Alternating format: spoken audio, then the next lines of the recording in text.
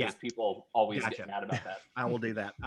I don't want pissed off YouTubers. There's nothing worse except maybe pissed off Twitter people. Billy Ray doesn't want to be pissed off. He just wants to be pissed on. Ho! Is that a line from the script, Graham? Hey-o. I hope so. Is that a line that Crusher or Worf totally says it. That's a Worf line. That's a Worf line. That sounds like a Worf line. That is a Worf line. Hello, everybody, and welcome to Scripts Gone Wild, the Spaceballs of all live script readings. I am your host, Billy Ray Bruton, and with me tonight in the co-pilot seat is the founder and artistic director of Horrible Imaginings Film Festival, Miguel Rodriguez. Miguel? Hi. Let's laugh. Hell yeah. We're excited to have Miguel here. He was supposed to co-host our last read of Dirty Dancing, but something happened. I was a holographic imprint. I was created from light and shadow. Oh, I like how you tied that together. But if you haven't watched that read, please check it out, and you can see Miguel's pretty amazing cameo at the end. So we are here tonight. This is a very special night. We have never read an original script before. It's the first time it's ever happened. Usually we're just reading bullshit like Jurassic Park and Spider-Man 2. But tonight we are tackling the epic of all epics, a script that was written in the 8th grade by Mr. Chris Rathburn and a man who has appeared many times in our Scripts Gone Wild reads, Mr. Graham Skipper. And Graham and Chris, why don't you tell us about what we're about to dive into tonight? Well, Billy Ray, so Chris and I have been friends since preschool. We were about toddlers together, and we also were primarily each other's only friends growing up. And you'll soon find out why. You'll soon find out why.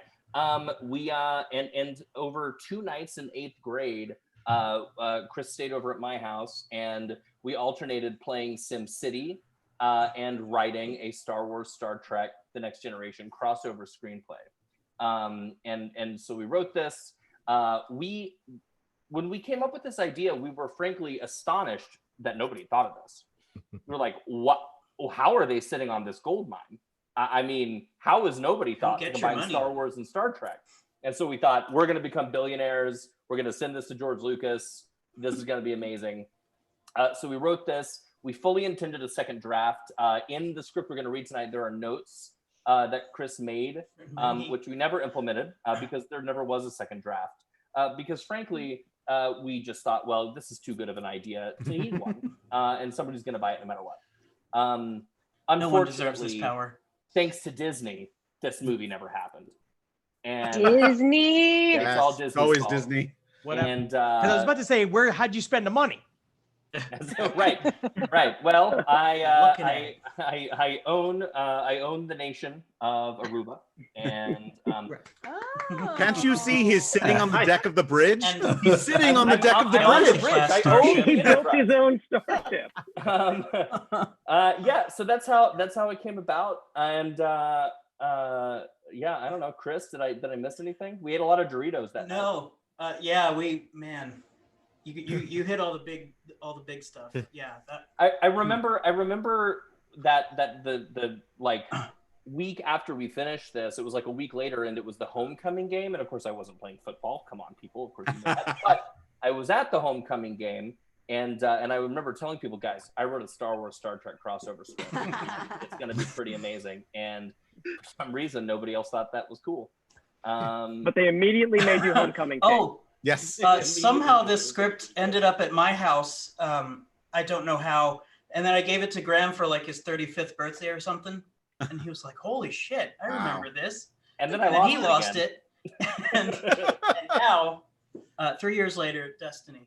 And now it will be preserved for posterity forever via Scripts Gone Wild. That's right. And we're doing it for a pretty awesome cause. We raise money for charities with each read, and this read was a charity that was recommended by Mr. Graham Skipper, the ASPCA. Graham, why don't you tell us about why that charity is important to you? I mean, well, I'll carry the laptop with me to show you why. 10 years ago, my wife Jordann and I, hi Jordann, who will be reading Dr. Crusher, we adopted the best dog in the world, Mufasa, from the ASPCA. And he is the very best animal on the planet. And I got to get rid of my virtual. I got to get rid of the Enterprise. Hold on, let me beam down. Let me beam down to the surface real quick. Oh my God, he's just in a house. Your shirt isn't red, is it? There he is. Baby boy. So that's Mufasa. Moo. Moo. He doesn't understand why we aren't hanging out outside right now. But he's anyway, he's amazing. The ASPCA was an incredible organization to work with, or to get him from. They do a lot of really incredible work, and so I thought let's give back and thank them for giving Jordann and I the best guy ever. Yeah, absolutely. In a funny turn of events, I think the last time I did a reading with Matt, we were raising money for Yorkies. That's right. Oh, great. That's right. Yeah. Dogs. That's the only time we get together is to read for right, I know. It's to raise money for animals. That's fair. Someone has to. If anybody out there would like to donate to the ASPCA, and we hope that you are going to donate a lot of money, you can do it now. You can do it throughout the read, after the read. If you watch this 7 days from now, you can do it then. And you can do it a couple of different ways. We're going to be posting it in the chat throughout the read. And you can also go to our website, scriptsgonewild.com. You're going to see a donate tab up top. Click on that donate button. It's going to take you directly to the ASPCA donation portal, and you can make your donation there. Again, we hope you do that. The more that you can donate, the better. So if you wanted to donate, I don't know, let's say $1,000, that would be swell. Think about how many donations. That's an actual donation. That's a big one. It could save so many animals. And you'll feel really good about watching all of us slowly devolve into animals by the end of this thing. Like in that Star Trek episode And maybe called we'll get Genesis. adopted. Yes, and that's very And likely. maybe we'll get adopted. Yes. So you know what? I think now is an appropriate time to introduce the folks who will be getting tanked tonight for ASPCA and Graham's 8th grade fever dream. Mr. Henry Zebrowski. Woo! Clarke Wolfe. Yeah. Hello. Yuri Lowenthal. Chris Cargill. Dave Schilling. I'm going to try not to butcher your last name. Is it Paul Guyet? No. Just say Guyet. That's Guyet. fine. God damn it. Okay. Paul Guyet. Wow. Paul Guyet. Yeah. Natalie Jean. Woo! Ian Lassiter. Jordann Baker Skipper. Rico Anderson. Blake Keller. Yeah. Matt Mercer. Chris Rathburn. With stage directions by Graham Skipper. Yes. And co-hosted by Miguel Rodriguez. So thank you guys so much. And I'm going to give you a little idea about what you're in for. You already know, but the folks at home may not. Scripts Gone Wild is a drinking game. Anytime someone flubs a line, misses a cue, does anything that any of us on this screen can construe as a mistake, they have to take a drink. We also choose what we call social words. And these are words that whenever they're spoken in the script by you guys, it doesn't count if the stage directions have the word in it, only if the actors read the words. Anytime these two words are spoken aloud, everybody takes a drink. And those two words for tonight are force and destroyed. And it's going to be interesting because when I did a search on how many times force was used, it's going to be an interesting night. We also have something that we call a finish your drink line. Whenever this line is spoken in the script, everybody finishes whatever drink is in their hand, whether it is a fresh pour or just a couple of sips yet left. And that line tonight is, Graham, once again, I'm going to have you read it to us. I'm going to read it verbatim. And that line is spoken by Captain Picard when he says, "I am Captain Jean-Luc Picard of the USS Enterprise, and nobody throws me to the ground." And that is the finish your drink line, which seems entirely appropriate for this script that was written by 8th grade Graham and Chris. Do any of our readers have any questions about anything before we get started? I have a question for the authors. Can you give us a year that this was written? This would have been... Wasn't this just like right after the Phantom Menace came out? No, it wasn't that late. This would have been, I don't know, like 96-ish? 96? 96, so right around First Contact. Yeah, so this before Phantom Menace? Okay. Yeah, this was after the show had ended. Okay. Does this take place on the Enterprise E? Sith was like just a word that we'd read in the books. That's a good question, Dave. Yeah, is this the Enterprise E? Is this taking place during this First Contact era? No, this would have been the E because I believe that we'd already seen First Contact. In fact, I dare say we probably wrote this because we'd seen First Contact. Now I need a virtual background. This changes how I'm going to play Geordi completely. Hang on. I'm glad we visor or no visor is a huge difference. It's a huge thing. But Maul is mentioned. Is Maul mentioned in this? Yes. Is he really? Wow. Okay. Unless you just threw the word Maul in and you were so prescient that Hold Lucas on, was like, Graham. yeah. Graham, did George Lucas steal Darth Maul from this script? That's it. Dup. That is so. Oh my. Finally, then the truth is out. Then I guess we'd seen. Maybe this was 2000. No. This was not 8th grade. When were you in 8th grade? I guess is the question. I don't know. Let's admit it. You really wrote this in 2016. Well, you guys who wrote this last year, we're really proud. You guys who wrote this last year, we're really proud of this. Yeah. Grand deception has been revealed. And this is our hope that somebody from Disney's watching. And you need to get a hope. The big tell is that they had Commander YOLO is in scene 5, which I actually thought was really irresponsible of you to time the Yes. Well, then maybe it was 9th grade. What we don't want to talk about is the fact that Graham was held back in the 8th grade 3, and this script was written in his 3rd holdback. You guys are still in 8th grade. He knows what he did. Well, regardless of when this script was written, whether it was 8th grade or last week. Okay, there we go. We are going to dive into it, and hopefully our livers will work at the end of it. Graham, are you ready? I'm ready when you are. Readers, are you ready? Yes. Okay. On your marks, get set, engage the Force. Star Wars, Star Trek, The Expulsion, a screenplay by Graham Skipper and Chris Rathburn. Open. Exterior, space, night. We see. I'm so happy right now. Off to a good start. We see the USS Enterprise as it flies past the screen, followed shortly by a well-recognizable Klingon bird of prey. The two ships exchange fire, and it seems as if the Enterprise has suffered a major hit. Inside the Enterprise, Captain Jean-Luc Picard stands at the helm with the rest of the crew ready at their positions. The control room rocks with sparks flying and the lights flickering. Picard almost loses his balance, but quickly recovers to sit in his captain's chair. Commander Wolfe, report. The Klingon ship's shield is down, Captain, but they are cloaking.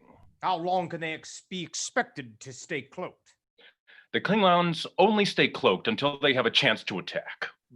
Translation: the cowards are always about to stab us in the back. No offense.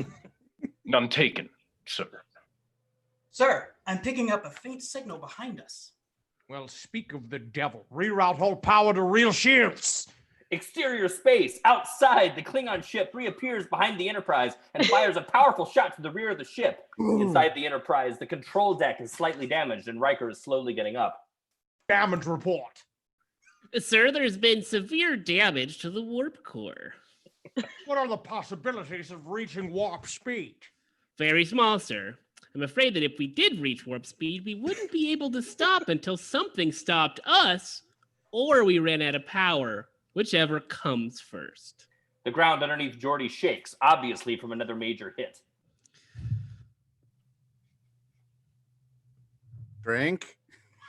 Oh no, I didn't know we. Picard. Geordi, report. Well, scratch that, sir. If we do go to warp speed, then we definitely won't be able to stop. We may die either way. Warp 1, engage. We hear the warp drive start up, and it has an odd rumble to it. The ground below everybody's feet starts to shake violently. Geordi? You got me, Captain. There's several anomalies in the warp core. It's almost if... He is cut off by an incredibly loud roar. The Klingon's firing is slightly subdued, and then the Enterprise begins to flicker, almost as if in and out of existence. It begins to flicker more quickly, and finally disappears. Bolts of purple lightning flashing around where it had once been.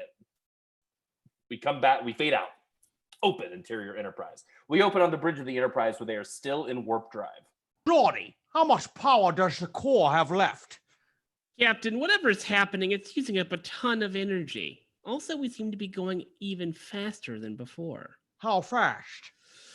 I estimate approximately 10.3 warp, sir. And climbing. There are murmurs of unrest on the bridge.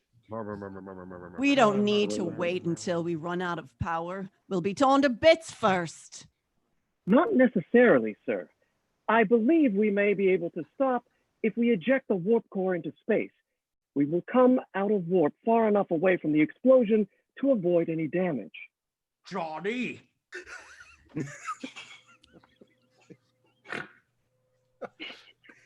Drink. It may be crazy enough to work. I thought he was going to say any thoughts because it's crossed out.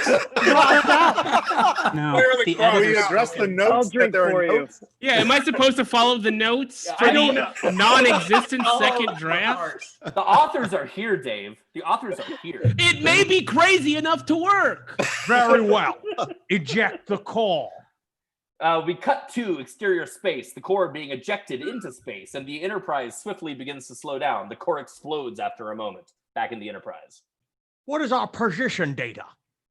Captain, we have been traveling at approximately 10 times the speed of light for an extended period of time. I do not possess the capability to process that type of data. In other words, I do not know. You know you're in trouble when the android doesn't know. Don't panic, number one. We've been in strange situations before. At least we knew where we were. My only concern at this moment is the safety of the people on the ship, not their location. Now, suggestions? Sir, we have a planet in visual range. On screen. We see a picture of a dark planet covered in swirling storms. Captain, the ship's sensors cannot penetrate the storms. Suggest we send a team to investigate. Wolfe, Geordie, Dr. Crusher, you will accompany Commander Data to the planet's surface. I think you should drink first, Captain. We saw that. And then there may be opposition. Take a shot. Uh-oh. He's gone. I think we should drink for that. Do we take drinks for Zoom? Drink for that. Zoom flub? There we are. We'll be back. We lost Ian. Everybody drink. Back. Everybody drink. That's the only way it'll come back. It's like clap if you believe in fairies. To guys. Ian. If you believe in- Ian, we knew him well. Yes. Such a brave warrior. First to die. Did he have a red No, shirt? no, Ian's work. You're Exactly. back. Yeah, was his shirt Yeah, red? he's back. He's back. Hey, it's grape juice, a warrior's drink. Make it so. Report to be beamed to the surface. We cut to the exterior stormy planet's surface. The planet is very stormy and barren. They appear and look around to get their bearings. They are not pleased by what they see. They see a large rock tower with something, a person, standing on top of it. Lightning strikes the peak. There is a man up on the peak of that rock formation. Did the lightning hit him? I do not know. It is difficult to tell. We should go over there and offer our assistance. They begin to walk towards the tower. We cut to the exterior, the base of the tower. They take a moment to look up the steep side of the tower. Then Worf begins to start climbing. Worf reaches the pinnacle of the tower, and we cut to looking at the side from the top of the tower, and we see Worf's hand grasp the rock. Okay. After yet another cutaway, we see Worf pulling himself up onto the peak, where he sees for the first time the Jedi cave. Oh shit. When Worf makes the sound of when Worf makes the sound of standing up, Cave I'm old. I do that all the time. Cave, surprised, leaps up, faces Worf, igniting his purple lightsaber as he goes. He stands there poised as Worf draws his phaser, minuscule compared to the lightsaber. The other three members of the team then begin to climb up onto the peak as well, standing there, stunned once up. Oh, Ian, you're muted. You're Unmute muted. your Drink. phone. Mute drink. Mute drink. Ian, unmute your phone. I have unmuted it many times. No. Oh my God. But if you could mute your mustache, please. Oh, if only I could. Okay, moving right along. We mean you no harm. Put down your weapon. If you mean no harm, then please leave. There's not much time left. Oh. Frank? Worf. Ian. Come on, Worf. Worf is muted again. Man, this looks like a scene from Host. That's so scary. Turn Worf off and turn him back on again. There he is. He's unmuted. There he is. And frozen. Carbonite? Yes. He's in carbonite. Yeah. That's carbonite. Okay. He's still drinking. 7 hours later. Only 100 pages left to go. Fine. Okay. Until he comes back, we're barreling through. Let's do this, baby. Okay. He is coming. He is coming. I must prepare for the expulsion. Whoa! The expulsion?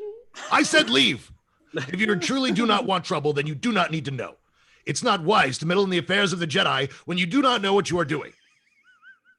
The Jedi? What are? Leave!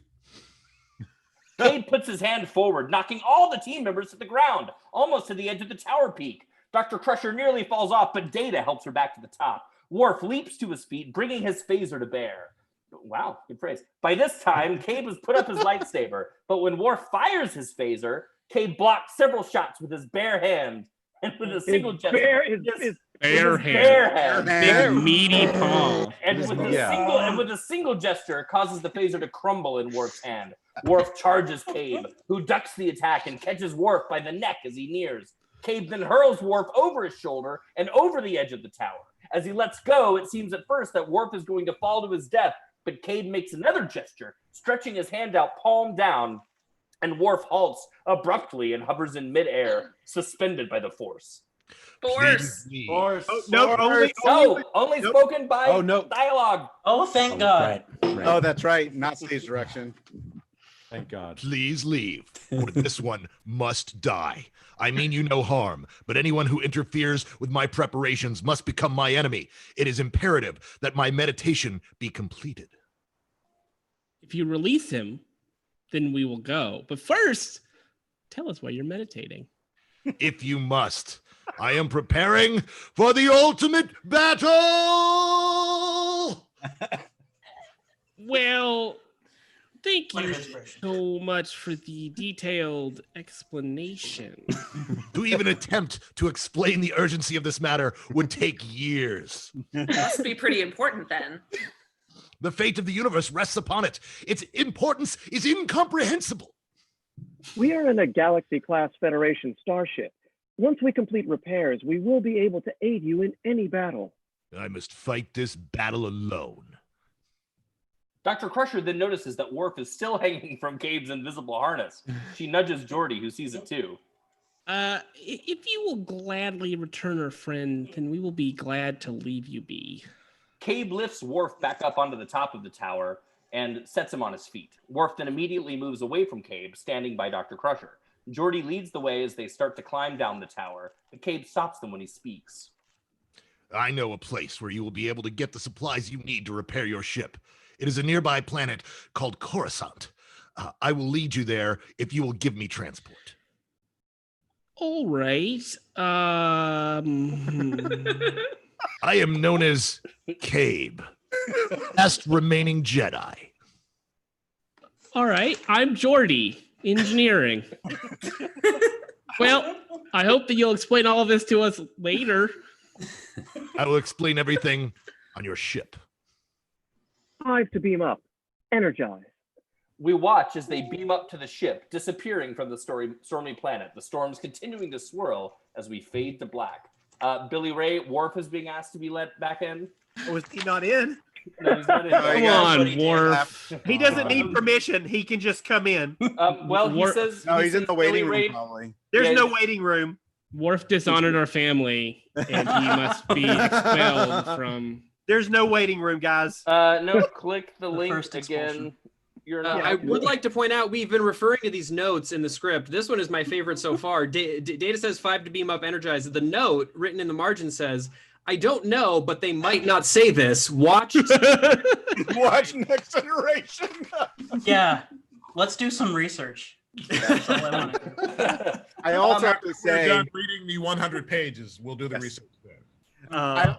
I also have to say that this exchange really shows the difference between Star Wars and Star Trek, which is, I am known as Cabe, the last remaining Jedi, and I'm Geordi, engineering.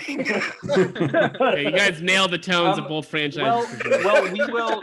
Billy Ray, perhaps email Ian the link well again. He acquainted. says it's not working, and otherwise we'll forge ahead. And Miguel, do you want to read Worf until Ian comes back? I will do that if Awesome. need be. Yes, absolutely. All right, so they have beamed up from the planet's surface. We are back in the Enterprise. We open in a corridor of the ship as Worf leads Data, Crusher, Geordi, and Cabe to the bridge. They enter the bridge where everyone is surprised to see Cabe with the party. Picard stands up and shakes his hand. Every aboard. I'm Captain Jean-Luc Picard, captain of the USS Enterprise. Pleased to meet you, Captain. I am Cabe, emissary of the Jedi race.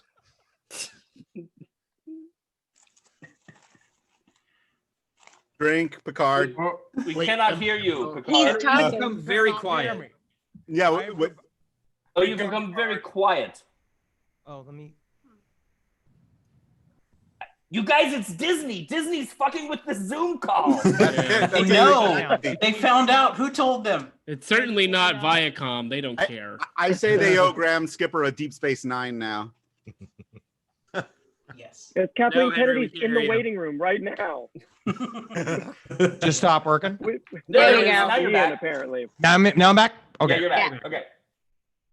The Jedi race. I am now interested. Would you care to explain to me your situation in my quarters? If it is all the same to you, Captain, I would prefer everyone know the urgency of this matter. Very well. Everybody pay attention. This is Xavier Cabe, emissary of the Jedi race. There's something important he wishes to tell us. Thank you, Captain. Card just give him a first name. 500 years ago. Did. I just gave him a name. I had no idea. Xavier Cabe. He never said it. He looks like a Xavier. Thank you, Captain. 500 years ago, a battle took place which destroyed what was left of the evil Galactic Empire. It also destroyed. Drink. Oh, destroyed. Great slice. Oh, God. Shit. Drink. Or so we thought, the last remnants of the Sith. The Sith? A dark cult, possibly sinister sect, bent on destruction and death. But through the help of starfighters and the Force, Drink. Oh, both regimes of terror were destroyed. Don't put your drink down. Oh my gosh! Wow. God. You're fucked. What is the Force? Oh, fuck. Come on, this is stupid. I can't drink all Onto this those alcohol. drinks, guys. The Force is a power. No, an entity that flows through all life in the universe. It contains the power to keep all life in the universe thriving or to destroy it. Damn it. Jesus Christ. Ouch. The Jedi have the ability. Wait, are we doing all tenses of destroy? Like Yes, I think Yes. Or yes. All conjugations thereof. The Jedi have the ability to harness its power, use it for a good purpose. But there are some called Dark Jedi who use it for evil and destruction. That is what the Light Jedi's main purpose is, to protect life from those who use the dark side of the Force. Drink. Do you understand? I'm not Can I- sure. Can I also note that the notes on the side show that you guys are constantly revising your definition and interpretation of the Force? Yes. Yeah. I mean, just like George Lucas, I that guess. night. As I recall, we had a long philosophical discussion. There are many interpretations of the Force. Yoda called it an energy field. Think about that. I think that was Ben. Oh, you printed your script? Young Chris, you idiot. Yeah, because I wanted Chris's handwriting in my hands. I did not, but I printed it anyway. Anyway, as I was saying, the Sith and the Empire were destroyed. There was one Jedi remaining. Destroyed. Skywalker. Oh God. However, due to the success of defeating the Empire, there were many who wished to learn the ways of the Force. Damn it. Oh, drink. God. Okay, Jesus Christ. I'm gonna run out of become alcohol. Jedis themselves. So Skywalker started an academy to train these men and women. Earlier, you spoke of an expulsion. What is that? I will get to that. One of Skywalker's most promising students was a boy by the name of Arealis Thetar. In fact, Thetar was so powerful in the Jedi arts that soon he started his own academy and began teaching others prospective Jedi Knights. There was one student of his, however, that was not pleased with the conventional Jedi powers. This student's name was Deacon Nippon. Deacon taught himself the ways of the Dark Jedi and soon rose up against Thetar and the rest of the academy. Needless to say, it was a slaughter. Deacon destroyed Thetar and every one of the students going on to join the Sith and become one of the most powerful Dark Jedis to date. Drink on that destroyed. Isn't that essentially the Kylo Ren backstory? Like, didn't you guys kind of nail it? I saw that coming. You guys are owed money. Plus, Yes. I do have to point out the plural of Jedi is Jedi. Jedi. I was right about that one. Everything I wrote, but I stand by that. Is he still alive? Could he be a threat to you or us? This was 500 years ago. Of course not. Few species can live that long, but not humans. Deacon had children, however, and grandchildren, and great-grandchildren. One of those great-grandchildren is Zyle Khan. Dun, dun, dun. He is only one deacon. Only one deacon. God damn it. Is worthy of following in the Dark Ones, as they call him, footsteps. It is with him that I must do battle. Do you estimate that his power is sufficient enough to destroy you? Or perhaps, could he be as dangerous as his great-grandfather? Undoubtedly, yes to both.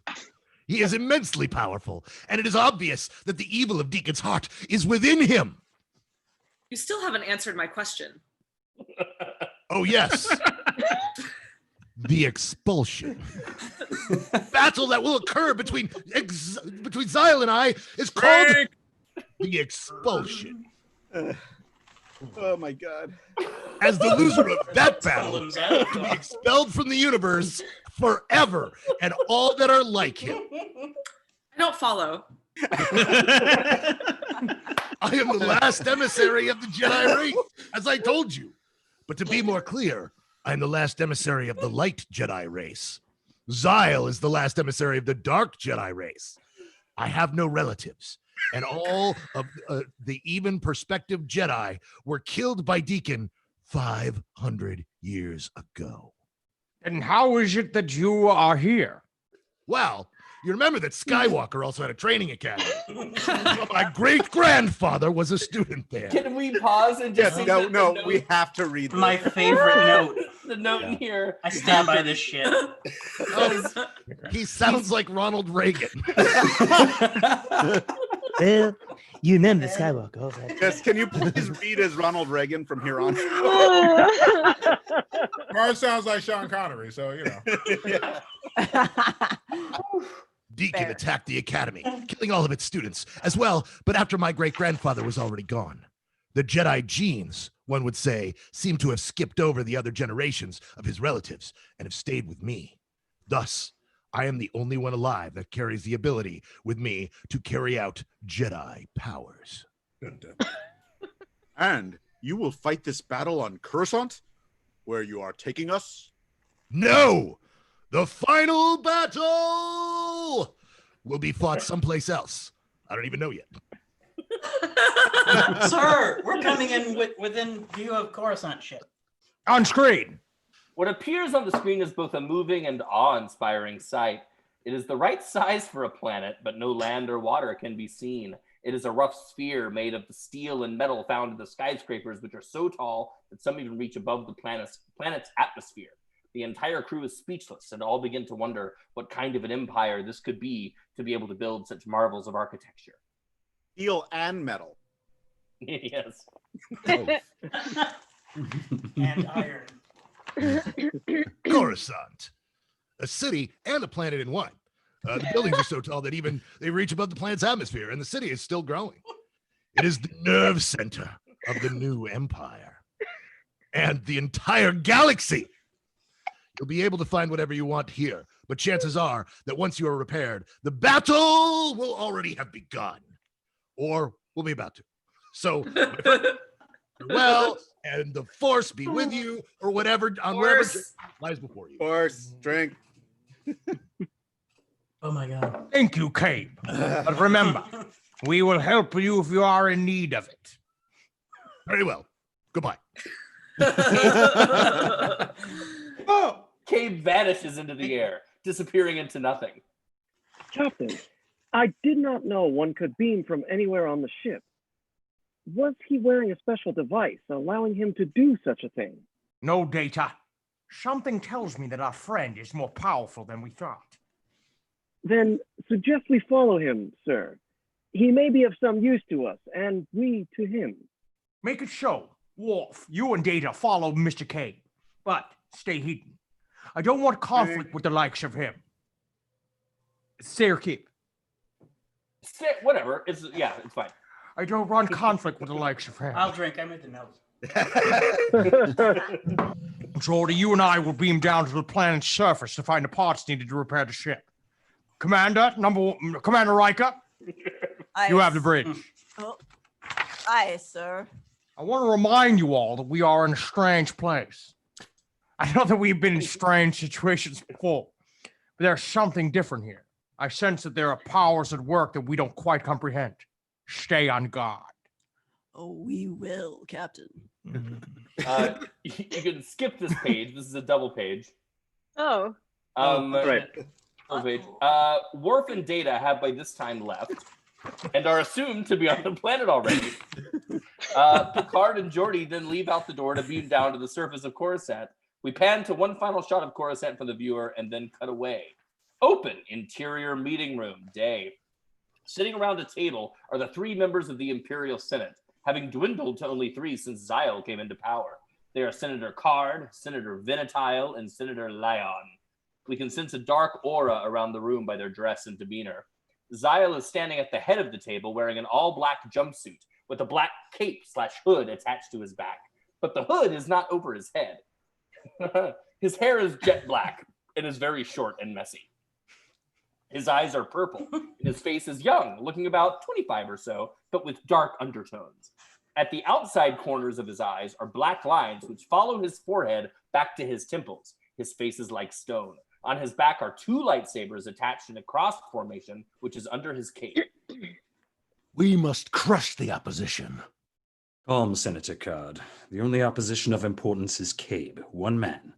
He is the last emissary of the light side of the Force. He may be only one man, but his power is unmatched. Are we not drinking? No one will stand a chance against him. The Force. Yeah. Yep, we are. The Force. Do you mean what you say, Card? With all due respect, Lord Zyle, his power is incredible and growing steadily. Your power, though fantastic and deadly, is still not up to par with Cabe. Apparently, you don't think I need much respect, Senator Card, or you would be much more cautious about your words. This last... Oh, that's stage rest. Great. I apologize for my outburst, Lord Zyle.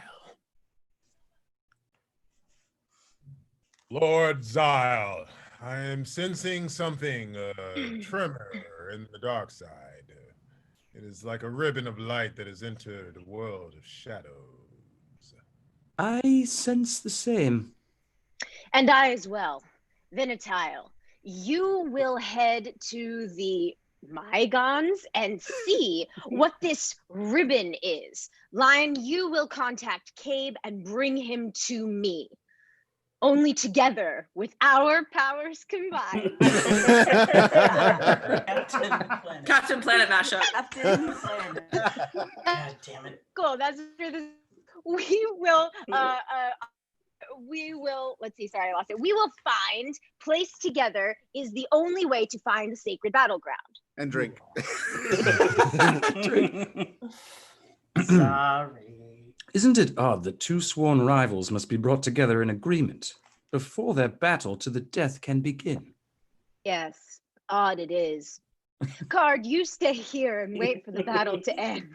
I cannot afford to have you ruin the dark side's chance to rule. Yes, Lord Zyle. Zyle nods his head, gesturing for Vinatile and Lion to leave out the door with him. We close up on Card, who raises his head and puts on his black hood, resembling the dead Emperor Palpatine. He stands up, his hands glowing slightly purple. Never meant to rule, Zyle. Not you and not your two pets, Lion and Vinatile. If you truly wish the people of this galaxy to feel true fear and shudder at the mere mention of their leader, then look beyond the mask that covers your eyes. I am that true fear. Woo. Good. And then the note is good. I was a supportive friend. Guys, that was good. Good. On that note, I just need to let everyone know that the YouTube chatters have voted that all the men need to take a drink. All the men readers need to take a drink. Curse you, penis. Fine. I just did. What if I'm happy now? I hope you're all drinking out there, YouTube fans. Yeah, all the dudes out there. Show yourselves. Making all the men drink. You may continue. Open. Exterior Coruscant side street. Day. We see Captain Picard walking alongside Geordi through a side street of Coruscant. Although it is not a main thoroughfare, there are still a few speeder-like vehicles and aliens of all shapes and sizes walking past the row of secondhand shops. Captain, this city is enormous. Those skyscrapers must reach to the lower atmosphere. Or above. But our mission is not to gawk at the city, no matter how magnificent. It is to repair the Enterprise and return to where we came from. Of course, Captain. I'll ask somebody if they know where we can find a new warp core.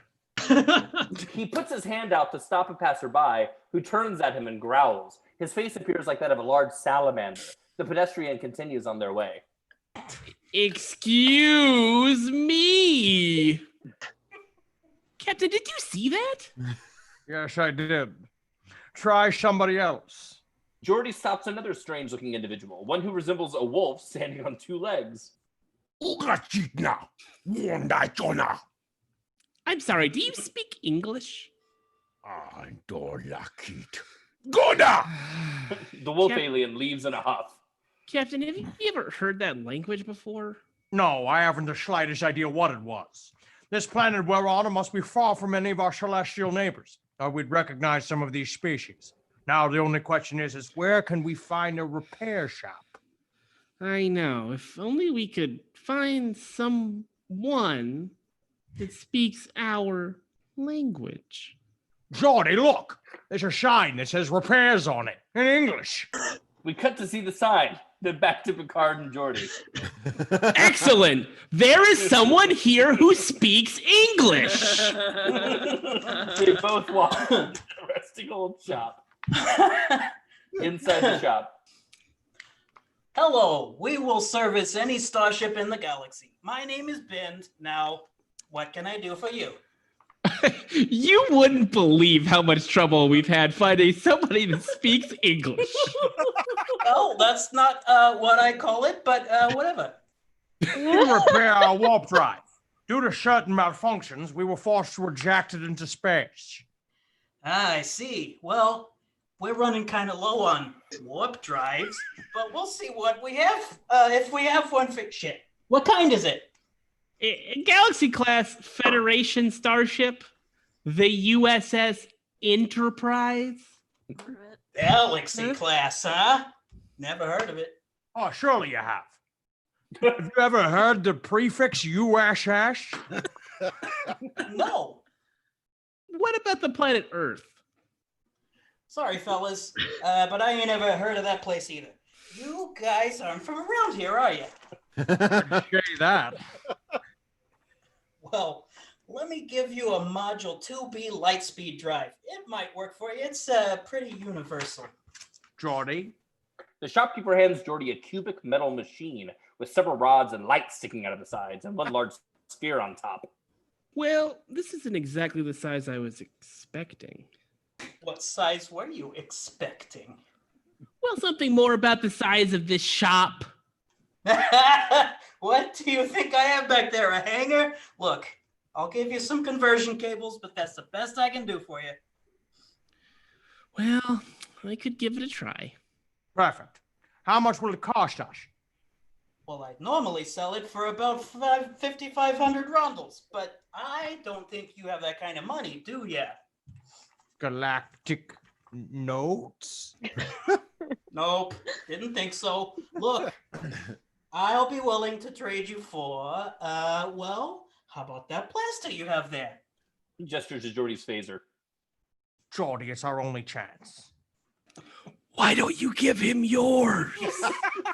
I'm the captain. Just give it to him. Fine. Here you go. Thank you. Say, just what galaxy are you guys from, anyway? The Milky Way. Never heard of that either. Good luck. They walk out the door. Exterior, Coruscant side street. Jordy, you beam up and get started. I want to stay down here and look around. Call me if you have any developments. Yes, sir. Oh, when to beam up, please. Energize. Jordy and the machine are beamed up to the ship, and Captain Picard walks on down the street into the throng of people and other things. Interior shop. The shopkeeper gets out a small phone-type machine and speaks into it, which resembles more of an intercom than anything else. There's a note that says it would probably be a holographic projector, handheld. It's an iPhone. Yeah, probably. Handheld. You made up the term of an iPhone. Wow. You created it. Jesus, you're owed so much. Senator Card, this is Bind. I've just seen your two escapees. They came in asking for a warp drive. So I gave them a faulty module. They won't be going anywhere for a while. Did you put in a tracking device? Yes, sir. Excellent. Exterior Coruscant bar. Data and Worf watch as Cabe walks into a bar, along with other rough-looking individuals. Worf leads Data through the walkway. Inside the bar, there's a throng of things, all of various shapes and sizes, who are all frightening in their own right. Data, try to act normal. We don't want trouble here. I agree heartily, sir. They sit down at the bar where a scruff bartender, comes up and asks Worf what he would like. What do you want? I'll have what he's having. You mean she? Yes. And for you? I will have the same. Thank you. The bartender, at hearing the words "thank you," turns around and looks bewildered at the statement. He simply shrugs it off, however, and gets them their drinks and serves them. That'll be 20. 20 what? Money. Oh, yes. Money. Data? Money is a certain object, typically of some rarity or value, used in trade for goods and services in economical situations. I'm sorry, but we don't have any. We're not from around here. No drinks. He takes the drinks away and leaves to tend to a different customer. We should... He speaks in Shorto? Yes. Shorto. Yes, we should split up to look for Cabe. He could be anywhere in here. The only question is why he'd come into a bar. Yes, It's a I joke. agree. But what are we supposed to do if we find him? Don't let him be aware of us and follow us, I guess. Do you mean hide, sir? Yes, exactly. Hide. Hiding, I am afraid, is not one of my most liable actions. Androids were never programmed to perform such duties. Not the earlier models, at least. Then do your best. I don't care what you have to do. Just stay out of sight if you see him. Do you understand? Well, that was a little hurtful, but I was sorrowfully aware from the beginning of this conversation. I shall do my best. Good. I'll go this way and you stay here and look around for him. Yes, sir. Wolfe leaves into the mass of humanity/aliens and leaves Data sitting at the bar. He looks around from his bar stool and sees nothing but a huge mess of things. But he is startled when he does see Cabe pass by through the crowd, though only for a second or two. Then he disappears into the crowd again. Data gets up to follow him, but is stopped by a robotic hand, which pushes him down on the stool again. The robot looks like a strangely different C-3PO. Who are you and what are you doing here? I am Lieutenant Data of the USS Enterprise, and my mission on this planet is classified. I apologize for startling you. Am I correct in deducing that you are robotic? I am an android, yes. I am a protocol droid developed by Cybot Galactica. I was programmed to find other droids, such as yourself, and interview them for further programming techniques. Am I correct in thinking that you, too, are a protocol droid? I do not know. That depends on one's definition. You will do. Do you have the time to answer a few simple questions? Well, I was ordered to... A small extension out of the robot's hand shocks Data, causing him to slump over, lifeless and out cold. Oh, I thought we were really getting along, too. Yeah, that was like getting picked up in the bar. Like, yeah. A small light. Droids do it. A small light on the robot's shoulder begins to flash and beep, and soon two men walk over and see Data lying there. They pick him up and carry him out, followed by the robot. Outside There the go bar, my kidneys. You wake up in a bathtub full of ice. That's my life. outside the bar, Picard walks up to the sidewalk in front of the bar and sees Data being loaded into a small aircraft of some kind, which is amazing, the coincidence that it's literally a planet-sized city, and he walks outside of that exact bar. He walks up silently behind the two men and the robot as they load Data into the back of a small cargo bay. As he nears them, he bumps into the robot, sending the robot blaring off, screaming, "Intruder! Intruder!" The two men turn around, the first one getting kicked in the stomach, and the second one chopped in the neck, both by Picard. The robot, still blaring, causes Picard to lift him up and throw him on top of one of the men, shutting him up. Picard is surprised, and he looks at his hand. I think we need to stop for these notes. The note This needs to be said. The note next to this for a rewrite says, Picard is old. He might use trickery. I would say to that, Graham, I don't know. Graham, you clearly did not see Star Trek First Contact. Or Insurrection. Or He's Insurrection. buff. Yeah, that guy's Well, I would ripped. say that was He's old and Chris's he's note. the I other was image. fully about badass action, Picard. I would like to have a word with my younger self. You I didn't just know wanna at the talk. time that he would be bench pressing Ian McKellen. Yeah, He is pretty jacked. I just want to talk. Moving on. I believe that after all these years, Wolfe is finally beginning to rub off on me. A hand comes from behind Picard and touches his head, sending Picard to pass out, much like Data. We pan out to see that it is, in fact, Zyle that has done this. He speaks to Lion and Venatile, who are also there. Take him with you as well. Perhaps we will have better luck with both of them. Good work on finding them. Thank you, Lil Zyle. I will go inside and find Cabe. Then I will return shortly to the meeting room. Take these two back to the interrogation chamber. Yes, sir, ma'am. They carry Picard into the hull of the ship, and the cargo bay door closes as it lifts off into the sky and the rush of other flying vehicles. Inside the bar, Wolfe is looking around the bar for any sign of Cabe when he sees the Jedi walk briskly into a back room.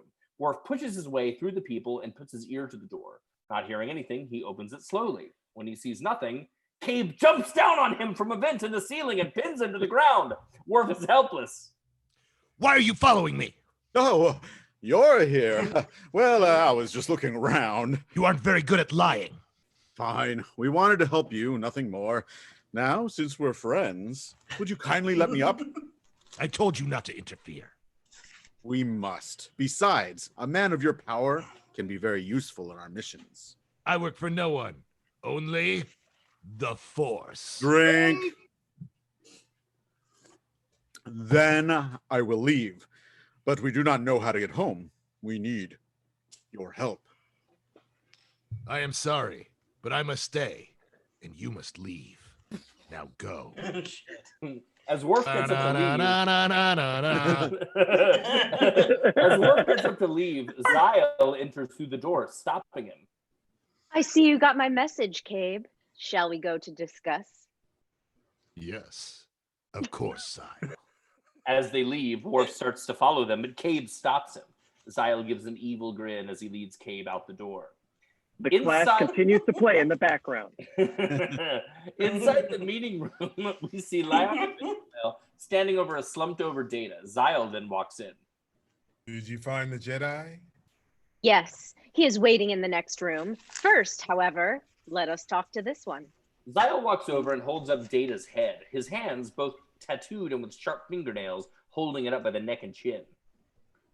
This is part of our ribbon. Don't you think so, Venatile? Yes, I think so. But why would it be a droid? Can robots contain the powers of the Force? Drink. No. I do not think, however, that this is the ribbon of light of which we are speaking. Look for others like him, but not necessarily droids. I will speak to the other one we have. Well, it's a typo, was not- but No, she's You right. She should have doesn't have fixed to. it. Graham I has will. to drink. Yeah, I'll great. drink. That's right. Yeah. I'm going to read it exactly as written. Yeah. Robert De Niro. Yeah. I'll drink for all typos. I will speak to the other one we have later. Cabe also may be of some use to us. Surely he has felt this. Cabe will never help us. Not if he doesn't know that he's helping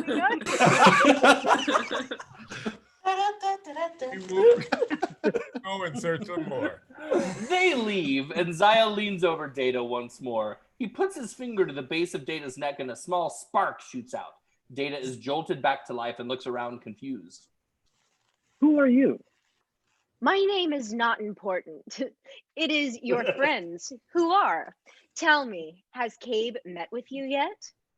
The Jedi? Yes. I knew it. Very well then. Back to sleep for you, my friend.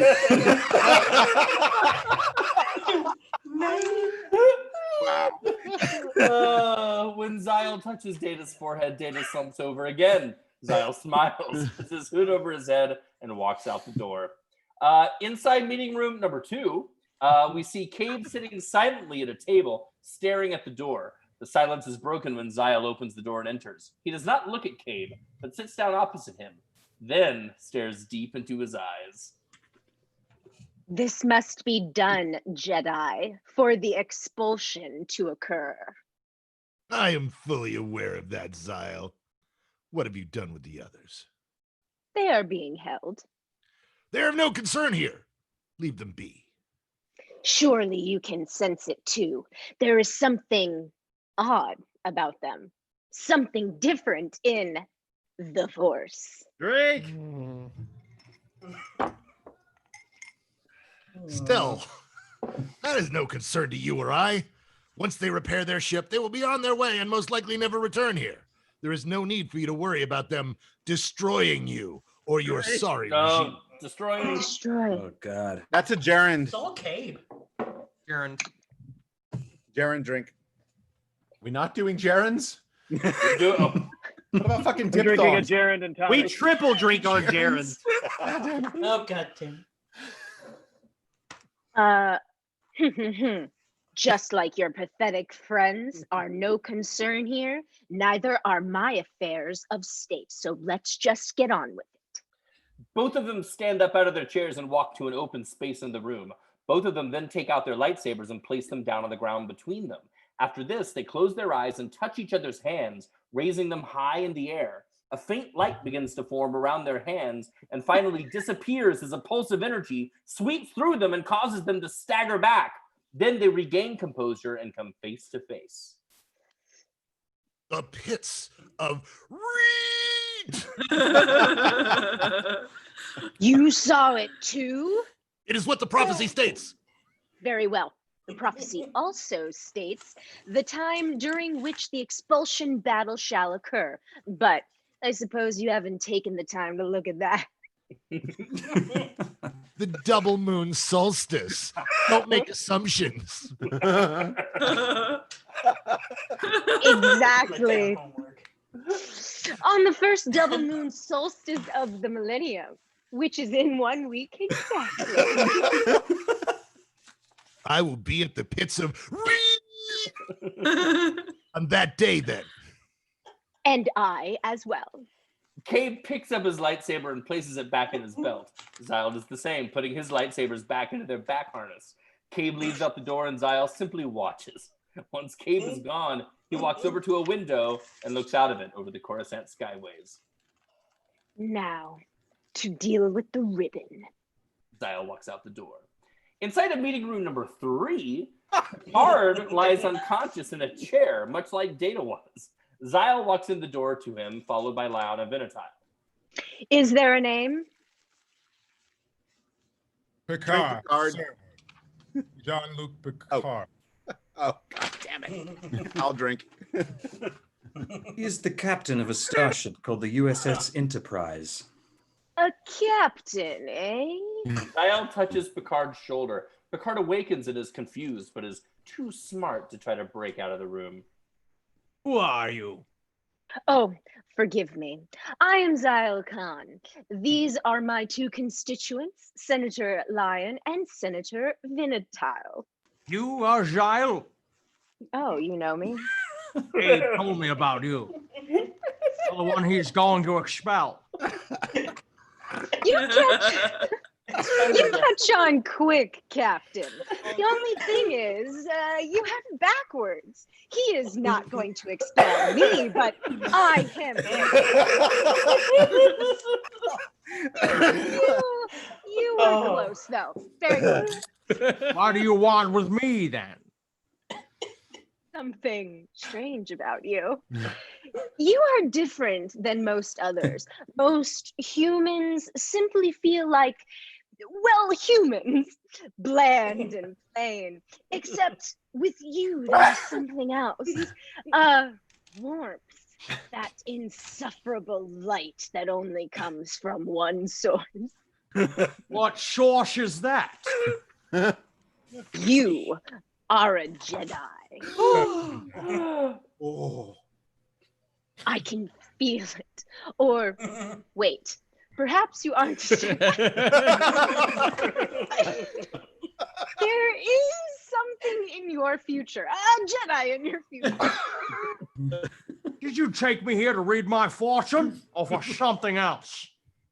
I wanted to figure something out, but I have now. You may leave. Oh, and stop by room 1. Your friend's in there. We don't need him anymore either. I don't trust you. What don't you trust? Just told you to leave. Now go. You have to stay. These are the most easygoing fucking Sith I've ever seen. Fine, Still in man, just absolutes. Sith deal in absolutes. These Siths dealing like, okay, maybe go ahead and get your ready to go. Absolutely, do whatever you want, man. Just get out of here. Picard, with an unbelieving look at Zyle, walks out of the door and closes it. I'm leaving then. I'm just going to go then. Okay, bye. I'm just going to leave then. I'm going to walk out of here. Okay. Remember, there's a Jedi in your future. Don't forget. Keep your eyes peeled. Love to hear it. Okay. You implanted the droid with the tracker, right? Of course. Very good. Lion, you go and start tracking them. I want to find this ship of theirs. If I may ask, Lord Zyle, why? You may not ask. What would you like me to do, Lord Zyle? Go find Card and make sure he doesn't do anything that might. Sorry, that one just got me for some reason. Go find Card and make sure he doesn't do anything that might hurt us. Very well, very happy, sir, ma'am. Zyle. I must find Lord Nippon. As Zyle walks out the door, we fade to black. I want to insert really quickly too that the people on the YouTube chat have adeptly pointed out that Venatile is a anagram for tiny evil. Oh, spit out. Layers, Figured layers, it out really and on layers, purpose. and There's layers. guys. I'd like to There's say guys. there's nothing tiny about. There's nothing tiny about Venatile's evil. Guys, Big the force is very strong. Just my evil. Big evil energy. Oh, there's Mufasa. Hi, Moo. Moo. Donate to the ASPCA. Donate to the Ah, ASPCA. there he is. Go to our Right. website, click on the donate button. Open interior enterprise. Mom. Riker sits in the captain's chair with members of the crew at their various stations on the deck. Let's put Jordy on the screen. Just a moment, sir. Geordi is in the engine room, and he comes up on the screen. How's it coming, Jordy? Not too good, sir. We managed to get the unit uplinked to our ship, but every time we test to see if it's in sync with our computer, it dies down on us again. Is that what those brownouts have been? You had me worried, Jordy. Sorry, sir, but yeah, those were us. Well, keep trying. Keep me informed if our information, keep Drake! keep me informed if our situation changes anything. Yes, sir. Geordi goes off screen. Why is it that every time I'm in charge, nothing happens? Why is Riker such an a-hole in this script? He's just constantly shitting on everything. Good God. Suddenly, one of the computer consoles starts to flash and make a lot of noise. Riker seems surprised. What is it? We have a security breach, sir. Where? The launch bay. It seems that somebody's boarded our ship. These readings also indicate that shots have been fired. Where are they right now? The radar says there are 2 people moving down the hallway towards the deck. Okay. Secure the deck and all other rooms lining the hallway. We'll try to trap them. Just then, the door to the control deck opens, and Senator Card, accompanied by a rather gruff-looking individual carrying a blaster, stands in the opening. Too late, Captain. Who are you? Senator Card of the Imperial Senate, under the rule of Zyle Khan. The Zyle Khan that the Jedi... You catch on quick, Captain. Look, I don't know who you're after, but I'm not even the captain of this ship. That doesn't matter. What does matter is that now I have you, and Zyle does not. A crew member starts to indiscreetly draw his phaser. Don't try anything either. He puts his phaser away. I am in charge now, and I will not hesitate to kill any of you if I feel the need to. Do you understand? Yes. Good. Now to inform Lord Zyle. Card gets on an intercom and speaks into it. Lord Zyle, can you read me? Card, where are you? That doesn't matter. Where is Zyle? He's not here. What do you want? I have found our I am currently on their ship. Yeah, you must be mistaken. The Reverend just left our meeting room. That can't be. Well, it is. Now, get back here now, Card. You never had permission to leave on some whimsy of yours. This is no whimsy, Venetile. I set a trap. Don't argue, just get back here! Card, enraged, throws the intercom across the deck and it smashes against the wall. When he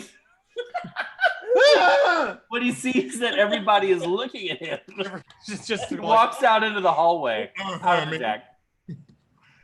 In the Enterprise hallway, Card walks out of the control deck and into the adjacent hallway where he stands alone. This is the last time, Zyle, that you will do this to me. I swear that you will feel my anger before the expulsion even takes place. Riker then walks timidly out of the control deck. Senator Card? There is somebody on the view screen that wishes to talk to you. Card follows Riker back into the control deck. In the Enterprise, I guess back on the control deck, Zyle is on the view screen and smiles when Card walks in. Good. This was the right frequency. Hello, Senator Card. Oh, Lord Zyle. I was afraid that I would not find you, but one must never underestimate the Force, shall they? Oh, God. What do you want, Zyle? Oh, come now, Card. I am sensing some hostility in you. I just want you to return to Coruscant. You have no business being on someone else's ship. As Venetile, I'm sure, has explained to you, I have found the ribbon and released him. He is no use to us at this present moment. Why? Shh. Card. Don't worry yourself. I have found him, and you have not. So the situation is over. That's that. Now, come back to Coruscant. I am currently on my way to Reet, to the tombs. Once you are back to Coruscant, don't go anywhere. Do you understand? That's not how it's pronounced. Correct. Yes, Lord Zyle. What did I mispronounce? Right. I have to take a drink for that one. I was hoping you would say that. Good. Just try and stay out of trouble. Will you, Senator Card? Zyle laughs lightly under his breath and goes off screen. After he does this, Card lets his anger build up for a moment and yells. When he does, all movable objects around him move away from him like a shockwave. He walks out the door, followed by the henchman. After he is gone, Riker settles back down in the captain's chair. Broke your microphone. What was that? Exterior balcony, dusk. The sun has just begun to set, and Cabe stands on the balcony overlooking the city, performing various movements with his lightsaber, presumably a type of meditation. He is interrupted when Worf walks out onto the same balcony. Why are you here? I must confess, I followed you. I knew you had. You did. Don't try to keep things from me. It won't work. So, what kind of weapon is that anyway? It is a lightsaber, the ancient weapon of the Jedi. It has been around for millennia. That sword is over a millennium old. No, this is one I made many years ago, but not that many years ago. The lightsaber weapon has been around. A mild to moderate number of years ago.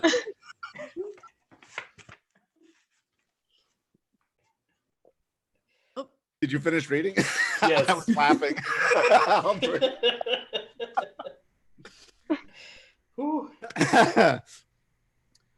So I suppose that the Jedi have been around that long too. Exactly. How does one become a Jedi? There are those born with abilities, like myself, and there are those who train to become one. Nevertheless, one still has to have a certain attunement with the Force. Right. To even to train to become one. Can you tell if someone has such attunement. Other Jedi can tell.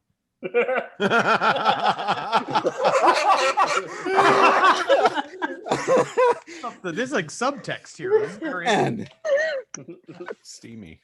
Are you a friend of Yoda?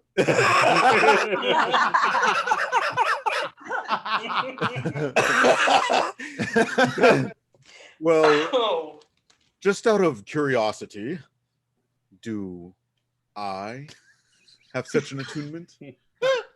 Cabe closes his eyes and then opens them again. No, my friend. I'm afraid not. You have too much anger within you. When you do battle, you feel a certain burning, an urge to fight, don't you? I suppose so. You see, a Jedi cannot feel that. If they do, then they could lose control over the control and have over the Force. Right. Control of what control they have. Can't lose control Anger, of the control. hatred, rage, it clouds. Drink again. It all makes the Force. Drink. Oh my God. Stop talking And about difficult to control. Even then, one can never truly control the Force. Drink. That is impossible. Why? Why You though? could never control the entire life-sustaining force in the universe. Drink.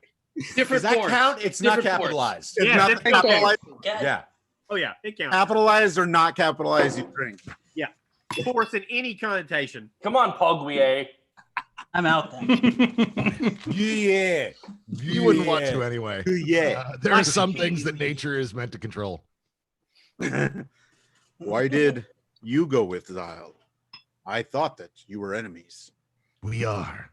But to find out where the battle of the Expulsion is to take place, we had to unite our dark and light powers. Did you find out where it is going to be? Yes. The fiery pits of Reed! An interesting battleground. Why?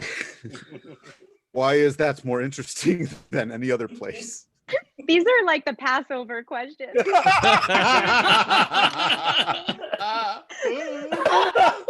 Oh my God. But why must we go to Reed? Oh. This is the coolest Seder ever. Darth Seder. Save that. Save that. That's got someone's gotta make that shirt. Someone has to make a Darth Seder shirt. No Semite. The His tombs helmet be the of the Force Sith user. Lords are located on Reed. We are in Zyle's shuttle. Zyle flies over a rocky, heavily volcanic planet in his shuttle. This is Reed! Exterior Reed surface. Zyle exits the shuttle and walks from it to a cliff wall, where he simply puts his palm up to the rock and a door appears. He walks inside the dark opening. Inside the Sith tomb is dark with morose, shadowy statues of all the ancient Sith Lords standing around a center urn. Zyle walks up to this center urn and kneels down. Lord Nippon, I came to speak with you. A shadowy figure appears out of the brackish water inside the urn. He is hunched over, wearing an all-black cape and hood. The only white is ghostly pale face and sunken eyes. He has no pupils. Zyle Khan, the one to fight the expulsion. Yes, my lord. You come seeking not advice. What is it that you seek, Lord Zyle? I have found the one to be sacrificed. The darkened light. Yes. On the humble solstice, I am going to sacrifice him on this altar to bring you back. I have found him. What is his name? Jean-Luc Picard. How do you know it is him that is the one to be sacrificed? The Force. Drink. Drink. Oh my God. Treats him like a light Jedi. That is what all attuned the Force. Frank. Jesus Christ, Graham. Jesus Christ. 13-year-old you. Sense in him, myself included. However, he does not feel it. He is strongly attuned with the Force. Frank. Yet he does not know. That is exactly as the prophecy states it. You are correct.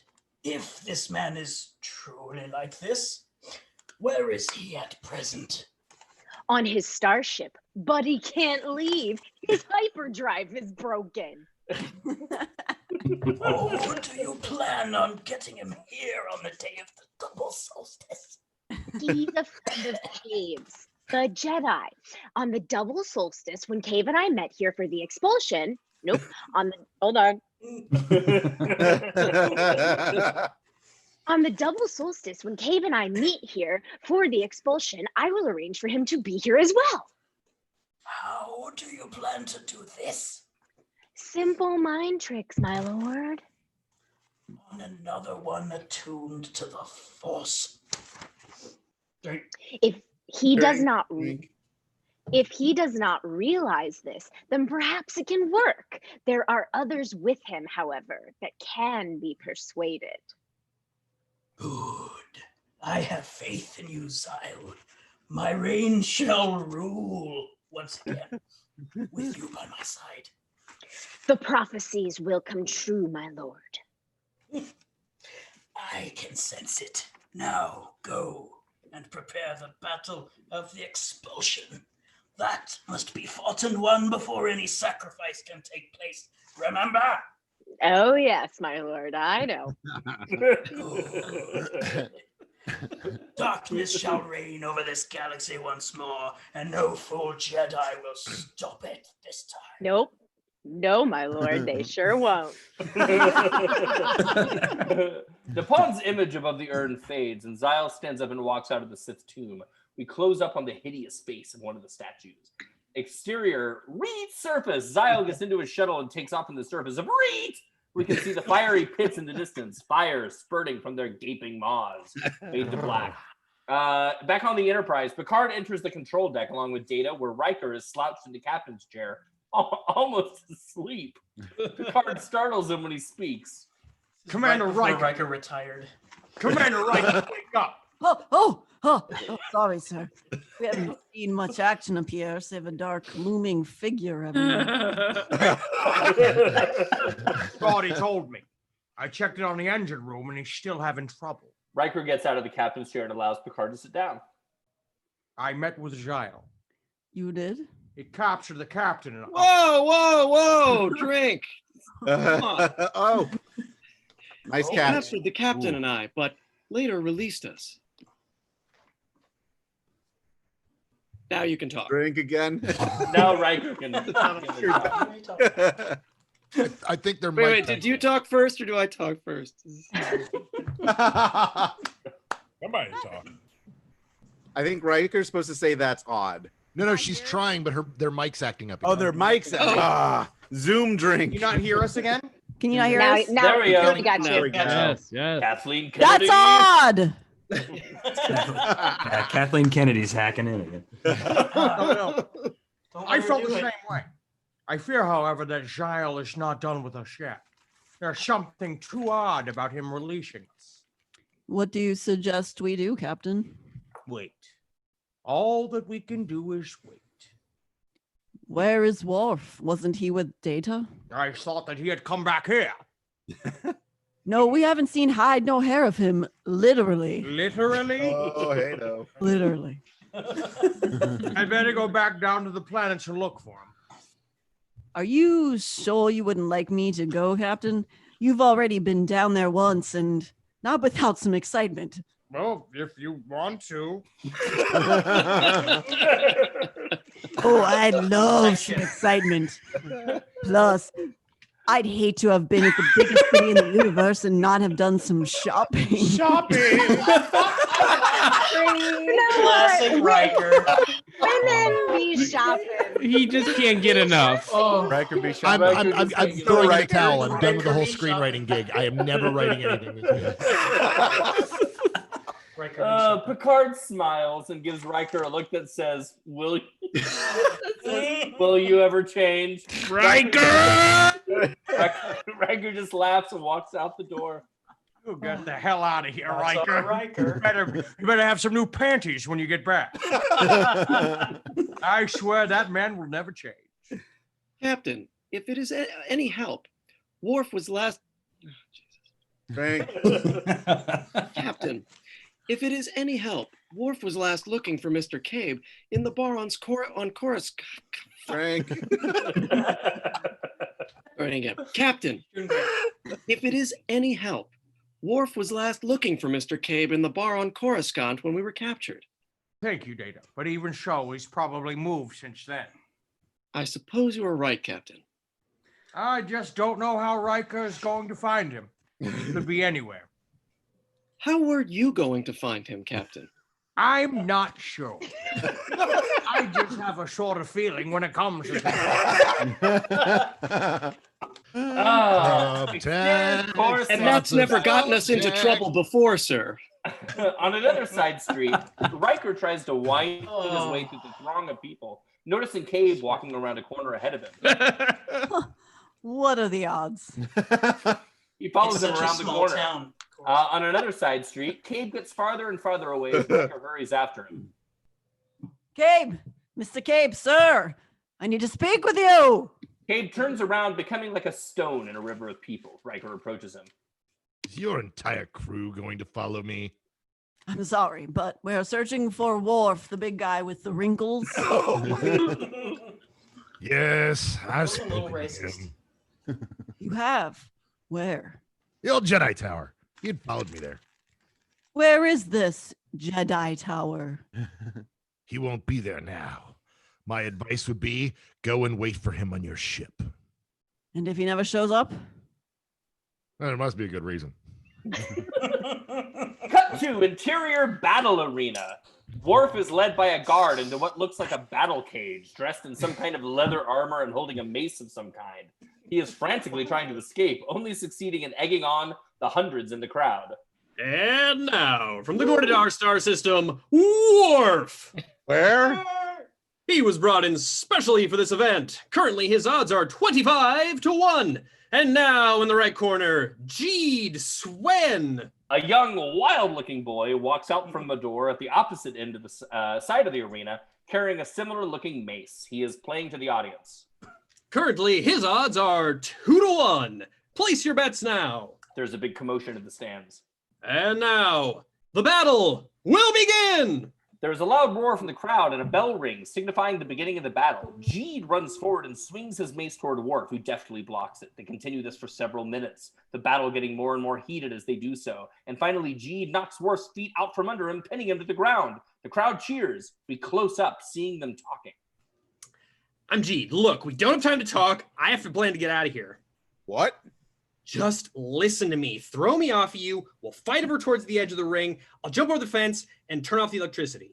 Worf looks at the 15-foot high fence surrounding the arena. Cries of "Finish him!" can be heard from a crowd in the background. You can jump that high? Just wait and see. Ready? Go. Worf throws Jeed off of him, and they continue to fight to the edge of the arena as planned. When they get there, Jeed leaps up and flips over the railing to the astonishment of all those watching, and smashes the mace into a nearby control panel, causing sparks to fly. He fights off several guards. Come on, climb out! As Jeed continues to fight off the hordes of guards running towards him, Worf starts to climb up the fence, dropping his mace to the ground. He quickly gets to the top and joins Jeed in fighting the guards. They then push their way through the mass of people and other things, all standing there dumbfounded at what has just occurred, and leave out the door. The exterior of the worn-out building. Jeed and Worf come out of an old building in a back alley of Coruscant, panting. Thank you. No problem. What did you say your name was? Jeed Swen. And you? I am Worf. Well, Worf, I'd suggest we get far away from here before they find us again. I agree, fully. Jeed runs off down the alleyway, followed closely by Worf. Inside of a bar, Worf and Jeed sit at the bar having drinks. So where are you from, Worf? Oh, that depends on how far you want to go. Oh, I see. Well, let's not get into that. How about you? Small planet in the Outer Rim. It's nothing too special. You fought pretty good out there in the arena. Thank you. I tend to try when I think my life's at stake. Me too. What was that place? That was the cage matches, an underground betting ring. Damn it. Drink. Guys, I just want to stop there to let everybody know that we are halfway through the script. Yeah, I would like to. I'd like to give a visual since I did print it out. This is what's left. Yes, We're halfway through, and the people on YouTube chat have requested that everybody with an R in their name take a drink. That's not right. HR or just like one for all of them? Just our an name? R. If you got an R in your name, take a drink. Thank Jesus. Real name or character's name? Real name. Actual name. Come on, People are YouTube. Oh, evil. good. Okay. I vote we do a speed through. Everyone whose name's spelled wrong in the script, drink. That was the cage matches, an underground betting ring. The owners kidnap unsuspecting warriors and throw them into the cage with somebody else, making up whatever they may not know. Drink. Making up whatever they may not know about them. Graham, I don't know what that line means. You don't need to know what it means. They didn't know where Worf was from, so they made up a planet. I think we were trying to explain why they would. They're notorious for not respecting people's homeworlds. Destroyed my history. Can't even pronounce Earth. Well, see, as it'll be explained in Worf's next line. Okay. I guess that's why they said I was from that star system. Got it. Want another one? No, thank you. In fact, I'd better be returning to my ship. I'm sure that the captain is worried about me. Oh, you're part of a crew, eh? Yes, the USS Enterprise. Never heard of it. I didn't think you would. So I guess you're a pretty long ways away from home. Yes, either one. Well, I'm sorry to keep you waiting. You probably should be back. Where are you docked? We're not docked. They're orbiting. I have to be beamed up. Oh, no. They took my clothes. They took my intercom as well. What did it look like? It was small, like a pin. I'm sure Jordan has one. Is this it? He pulls it out of his pocket. Where did you find it? Stole it off of one of the guards on our way out. That is such a coincidence. Well, thank you very much. I'm deeply in debt. Don't worry about it. You ever see me in trouble, just do the same. Oh, I will. See you around, Worf. Goodbye, Jeed Swen. Worf walks into a side room and we see a flash of light from underneath the door. Then it disappears. Odd fellow. Odd should have been rid of the drinking words in this. Odd fellow. Hey, barkeep. Another one over here. Inside the Enterprise, Worf is sitting in the control deck with Picard, Data, and Crusher. Well, it seems, Wolfe, that we have each had our own little adventures. There is something very strange about that planet and its people. I have noticed that as well, Captain. Yes, I feel there's something strange about this place. But we cannot worry ourselves with that right now. We must find Rico. Perhaps we should just wait for him, sir. That is probably the best that we can do right now. Exterior Jedi Tower. Riker stands at the base of the old Jedi Tower, almost a ruin, staring up at its peak, dwindling into the atmosphere. Why would Wolfe be here? Riker walks in the worn-out door and to a set of stairs where he sees it wind its way up what seems like miles. Great, just great. Riker starts to climb the stairs, calling out Worf's name as he does so. He hasn't gone far when he stops to rest. Wolfe. I should have let Picard go this time. I'm just too nice. Nope. He starts climbing again when he hears footsteps on the stairs below him. Panicking, he crouches in a crack in the wall, just large enough for him, hoping that whoever it is won't see him. As he waits there, Card walks past him, almost floating over the stairs. He is moving so quickly. Riker gets out of his hole to follow him. A minute or two elapses as Riker follows Card up the long set of stairs, which does eventually end. But Riker is so intrigued with Card that he barely notices the fatigue.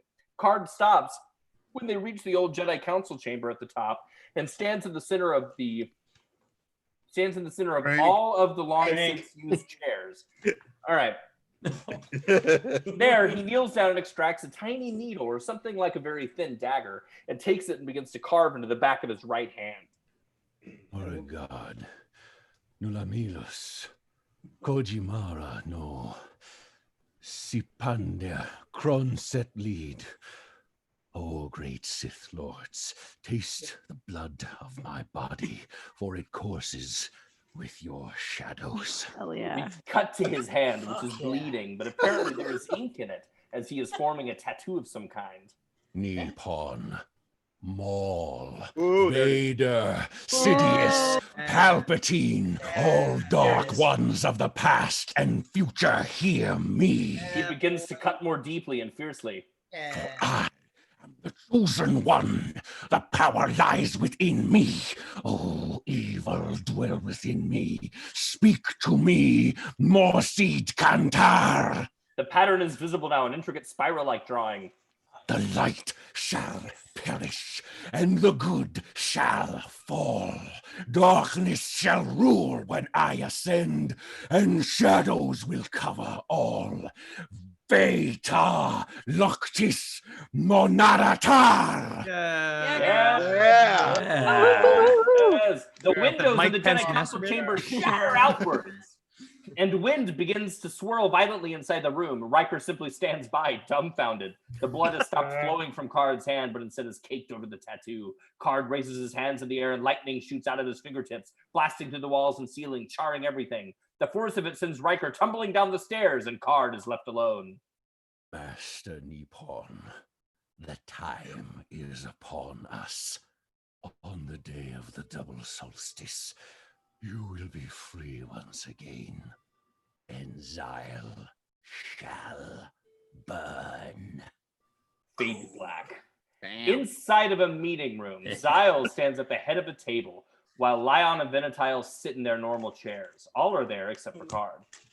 Where is Card? I do not know, my lord. Perhaps he... Perhaps he what? No, I really don't know, my lord. Lord Zyle, there is really no need to worry about Card. We can do as much good, if not more, without him here. I'm not worried about that, Venatile. I'm worried that perhaps Card has chosen an alternate leader.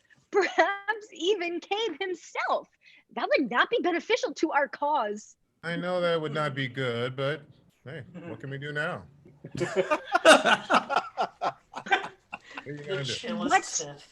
What can we do now? We can kill Card and that bastard Cabe before the fullest expulsion can ever take place. That's what we can do. Now, Zyle, you know as well as I do that Cabe must be destroyed during the expulsion. The laws command it. Droid. Remind me of Senator Venatile. What is that, Lord Zyle? A student I once had by the name of Jonathan Lobar. He was cocky like you, and he enjoyed talking back to his master. You have just made the same mistake that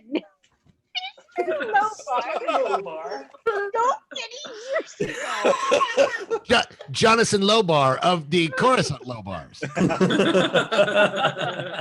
That Jonathan Lobar. Is that so? Well, what happened to Mr. Lobar Zyle? Oh, funny you should ask. Zyle smiles and closes his eyes for a moment, after which he opens them and they are pitch black. A black fog seems to pour out of them and engulf Venatile, who writhes in pain, screaming, while he is sucked back into Zyle's eyes. What? He closes his eyes and opens them again, normal once more. That's some crazy shit. That's fucked up. Lion sits by, stunned and frightened of this beast standing He just before got him. I-8. So that's what happened, Mr. Lobar, and to Mr. Lobar, and I sincerely hope your souls are meeting now, for you'll be together in my head for a very long time. That seems so much worse for you. Yeah. Dude, did she? Sure did. That sucks, man. That sounds like an Evanescence lyrics. We'll be together in my head for a very long time. That's amazing. Zyle begins to laugh maniacally and then becomes normal again, speaking to Lion. Did you? And we must find Card immediately. Send out your best sentry droids. I doubt if he's left Coruscant. Inside the Jedi Tower, Card sits alone in the tower, holding his wrist, which is now completely formed the tattoo, and smiles. Outside the Jedi Tower, Riker dusts himself off and speaks into his radio. Want to beam up and do it quick? He beams up to the ship. Inside the Enterprise, Picard and Worf are waiting for Riker when he beams in, and Riker is obviously very surprised to find Worf standing there. Where have you been? What? I just witnessed the most disturbing sight of my life because I was looking for you. I've been up here the whole time, Commander. Captain Picard? Yes, what exactly did you witness, Commander Riker? Somebody in a black cloak. I don't know his name, but he had some sort of power. I don't know what. Things were flying around. And I don't. You need to get some rest. Oh, I won't sleep for months after seeing that. Well, you can try. Please, Commander Riker, go and sleep. I think we've all got it under control. Oh, but if anything happens, wake me up. Of course I will. You get out of here. Get out of here, you dirty first. Good. It's canon. Get out of here. Oh, my Captain, I love you. I mean, Graham, I don't love you. I don't love you in any way, shape. He exits. Graham, show me on the doll where Riker touched you. You liked it. There is a lot of tension. I liked it. Oh my God. I liked it. Captain, Hologram. what do you think he saw? I don't know, Wolfe, but this only proves that these people are much more different and more powerful than us. Data enters. Captain, I have new information from Geordi. Oh, is he making progress? No, sir, far from it. It seems that the warp drive we were given was faulty. I knew something was wrong.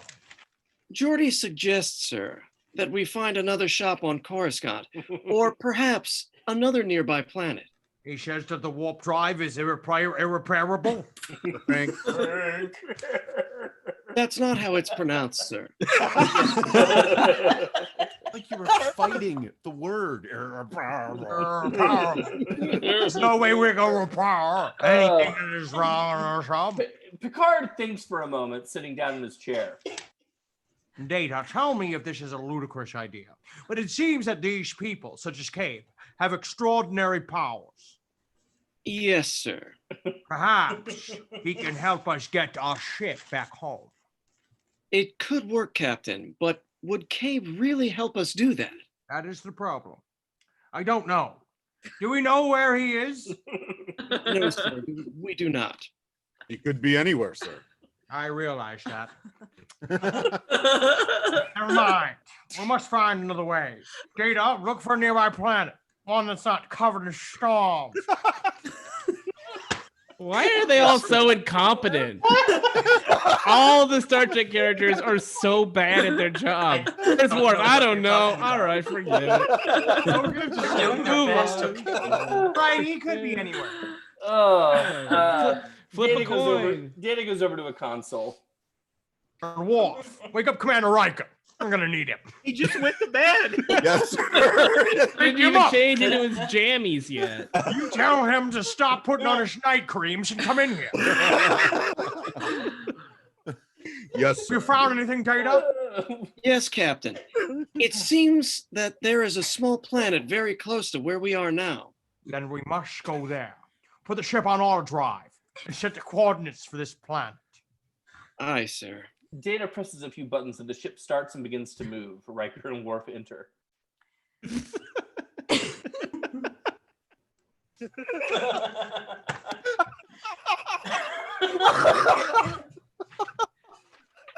for that long, refreshing nap. You're welcome. I can sense a sarcasm. We're taking a risk here, Riker. And we'll need you as well to stand by. As if I ever do anything else around here. My God. Sorry, Captain. I love you. I love you. Making love to you. Oh my God. Picard smiles and we look into the viewfinder to see ever closer to the fiery rock planet of Reed. Cut to the exterior Reed surface. The fiery pits are spewing forth fire and magma as Picard, Worf, Data, and Riker exit the ship onto Reed's rocky, unstable surface. This is really strange that a planet with so much volcanic activity isn't filled with sulfur. I know. It is odd. Data, are you sure that the air here is not toxic? Positive, sir. Right. I trust you. Data, find any sort of habitation or structure of any kind. Stop bossing me around. It doesn't appear that any such thing would exist on this planet. Well, we can certainly try. Captain, I found something. You mean somebody lives here? I do not know, but there is some sort of interior chamber, perhaps a cave nearby. Suggest we check it out, Captain. How far away is it? Very close, sir. Even though you're old, within walking distance. He points to a rocky outcropping nearby with what appears to be Use no trickery opening. to get there. Are you positive that there's an entrance here? Yes, sir. The readings are constant. Make it so. They begin to walk toward the cave. Is that just his catchphrase? Yeah, Yes. from Next Generation. Yeah. Can I jump in to just point out what other people can't see on the script is that Chris stopped giving notes a while ago because this is all gold. It was perfect. This is perfect. Yeah. This Fine. doesn't need any adjustments. Oh yeah, nothing needs to be cut. No information needs to be cut at all. I just want to go back in time and tell my younger self I have ADHD. No, I feel like the last note that we saw was good. Good. No, and it's like the entire rest of the script. Yes, no. Fine. Graham, we're geniuses. I don't know what to say. And there's nothing else we can do. George Lucas, get on the phone. Good. Exterior Sith tomb day. They stand where Zyle recently stood in front of the rock. Perhaps there is a switch to open it? I don't see anything, Data. You sure that this is an opening to a cave? Positive, sir. All right, everybody feel the surface for a switch of some kind, like Wolfe suggested. Sir, I think there might be a switch on my ass. Rico plays that trick every night. They all put their hands up to the surface, but Picard's hand begins to glow slightly, and it disappears. Well, Using that trickery. was weird. Shall we enter? They enter through the door. Inside the Sith tomb, the four of them stand amid the daunting statues of dark leaders of the past, and Riker approaches the center urn. Data, what is this place? Nothing works in here, sir. Even though I do not think my readings would be able to tell us anyway. You're probably right. Look at this water. Look at this water. We zoom in to Riker looking over the black water in the urn. He dips his finger in it. He must be in Flint, Michigan. When he pulls it out, it is like tar. It is so thick. Yeah, that's pretty much disgusting. On that, the water begins to swirl. What the what? Soon the water leaps up out of the urn and knocks Riker to the floor. It pushes past him and slams into Worf's chest, hooking into him. Oh. Captain, help me. The water then lurches Worf off of his feet and into the urn, where the water grows still once again. Riker gets to his feet. We have to get back to the ship. What about Worf? He's lost, Commander. We have to go. God damn. Jesus. I know I'm only an android, but that seems pretty fucking cold, Captain. As the three of them turn to leave, the door slams shut and all is black. I guess this is a bad time to say this, but I still sleep with the light on. Yeah. Wow. I know this is a Prometheus crossover also. Yes, oh my gosh, Yes. someone beat me to that joke. Oh my god. Inside the Enterprise, the captain's chair is empty, and the crew is standing on the bridge awaiting any word from the captain or the others. Suddenly, one of the attendants jumps at a signal from one of the consoles. Look at this. It's from Data's intercom, but I can't hear what he's saying. It's too faint. Turn it up. Turn it up, man. Seems to be coming from someplace nearby. Rock. Should we check it out? No. We need to stay here, I think. You're probably right. I hope they're okay. Inside the Sith tomb, all is still black, except it is suddenly illuminated by a flare that Riker had. The shadows of the statues are ominous and foreboding. What is this place? I honestly haven't had the slightest idea. Look over here, sir. Data has been looking around behind a statue and has found what appears to be a black sarcophagus. I think that we are in a sort of model. I think that we are in a mausoleum of sorts. There you go. Yes, it certainly would appear that way after seeing this. Are they behind all of the statues? Riker has run behind some of the other ones. I think so. Perhaps we should get to the bottom of this then.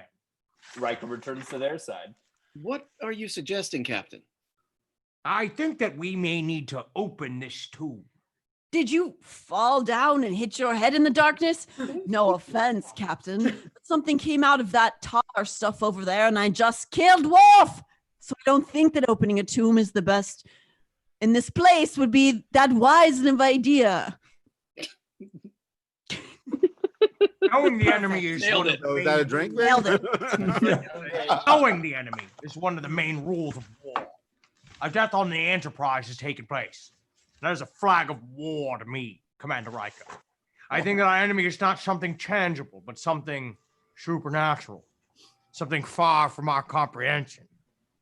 I cannot believe you are suggesting denying science and proven fact in this crisis, sir. There is no other explanation for what has transpired here. So you want to see the skeleton of some dead guy to try and fight it? In so many words, yeah. I'll be over by the death bucket in the center. Data, come and help me. You remember the last time that we all denied science, don't you? I do not know if I can, sir.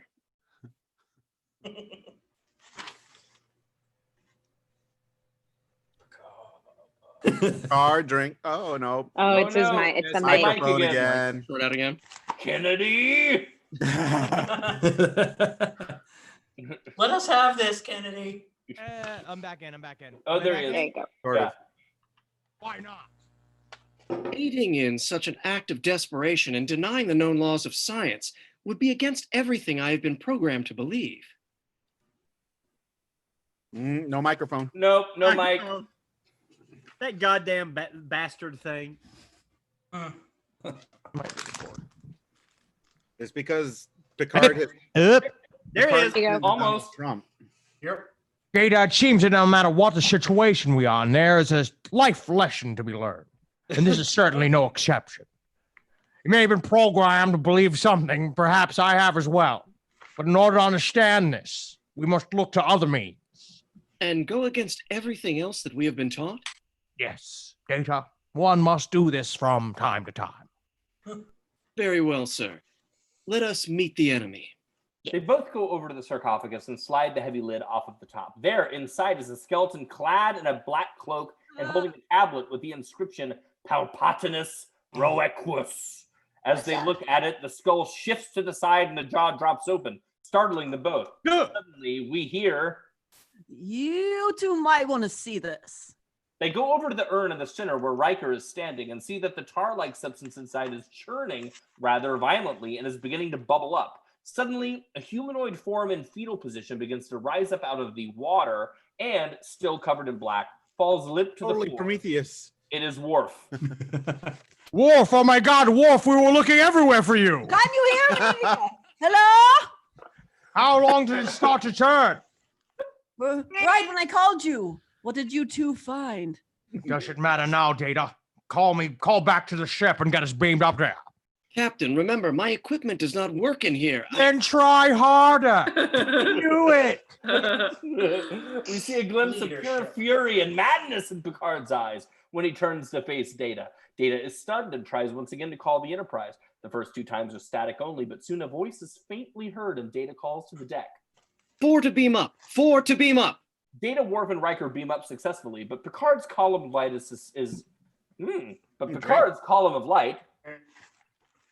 is suppressed by some unseen force. Force. Force strength. No, sorry. No. It's not a dial. It's a stage direction. Right. Shit. Dr. Crusher, could you bring me a paper towel, please? Yeah. Very quickly.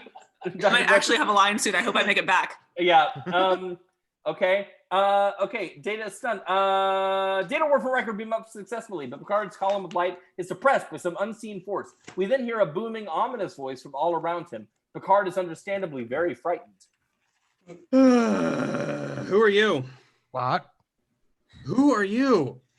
Captain Jean-Luc Picard of the Jedi. A Jedi? No, Don't lie to me, mortal. Are you a Jedi? No, I'm not a what a Have the Jedi. power. What power? The Jedi power. I have no power. Captain Picard gets to tears. Do not deny it. I'm not denying anything. Let me go. You have the Jedi power, mortal, and you will not interfere with the expulsion. I know nothing of the expulsion. Then know this. If you truly wish to live, then you will leave this planet, leave this galaxy, and forget all that you have heard, seen, and all of the people you have met. Do you understand? Yes, I understand. Then go. A bolt of purple lightning seems to strike through Captain Picard, and he suddenly disappears. All is silent once more. Inside the Enterprise, Data and Riker are standing at the bridge when Dr. Crusher carries Captain Picard, and they see him in his chair. Oh my God. What happened to him? Can't tell. When he beamed in, they called me because he was unconscious. Do you think he'll be okay? Yeah, I'm sure he will be. All his stats are normal. It's like he's asleep. How's Wolfe? Not so good. I did a heart scan. He's got some strange murmurs, but so far nothing big, like a heart attack. So we've got an eye on him, though. Doc, why don't you go back and see to Worf? We'll take care of the captain. Keep your calm with you, though, just in case we need you. Of course. I just want to say, if they would have been talking about anything else other than Captain Picard, this script would have passed the Bechdel test. It's true. It's very true. Oh, yeah. She exits. Riker turns to a different crew member. Has Geordi had any progress? Oh, I'm glad you asked, sir. He wanted to talk to you. Oh, good. Put him on screen. Geordi comes up on the view screen. Hello, Commander. How's the captain? We think he'll be okay. Any new developments? Well, here's the thing. The module we got on Coruscant, as I'm sure you know, was faulty. So we tried to use some of the parts to make our own warp drive out of scratch. But that failed. So we took the idea of that Cabe fellow being able to help us, and we sent out a party to look for him. Where? On Coruscant. Did you find him? You won't believe this, but we did. How in the... Where is he now? He gave us a warp drive out of a ship he didn't use anymore. We put on a test run and it booted up fine. So you don't think it's another faulty one? Nope. Is he still here? He said that he had to leave, but he left a note for the captain. A note? Yeah, he left it with me and told me not to give it to anybody else but the captain. Well, since I'm second in command, shouldn't I have it? Whoa! I'm sorry, sir, but he said no one but Captain Picard. All right. I don't want to argue with a wizard. It's a Jedi, sir. Right, whatever. Well, I'm going to go check on Worf. So, Data, could you you make sure nobody sleeps? Except the captain here. catnap. It's a Metallica Yes, song. sir. Why is everyone so tired all the time? It's because you guys were writing this and you were tired. Yes. That's exactly what it Toward was. the end of the Just want to second sleep solver. so bad. Inside the meeting room, Lion and Venatile sit at a meeting table with Zyle's chair empty. Is this the scene where Venatile is alive again? Yes. So Venatile is back. Oh yeah, Venatile's just back. Oh, had that's too much hilarious. surge at this point. I think everybody just wants you to drink, Graham. Great. Yep.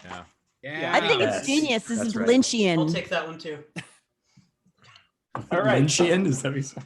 Yes. Masterpiece.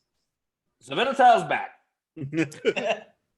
Welcome back. From outer space. He just walked in to find you here with that sad look upon him. Welcome back. Whose turn is it? Venatile. Who's alive? Who's alive again? That's Rico. Who was never Rico. World, did I come back? Who should be Sorry. drinking? That's a Rico. I will. Totally. Wait. Literally the worst person to assign a character who dies and then comes back.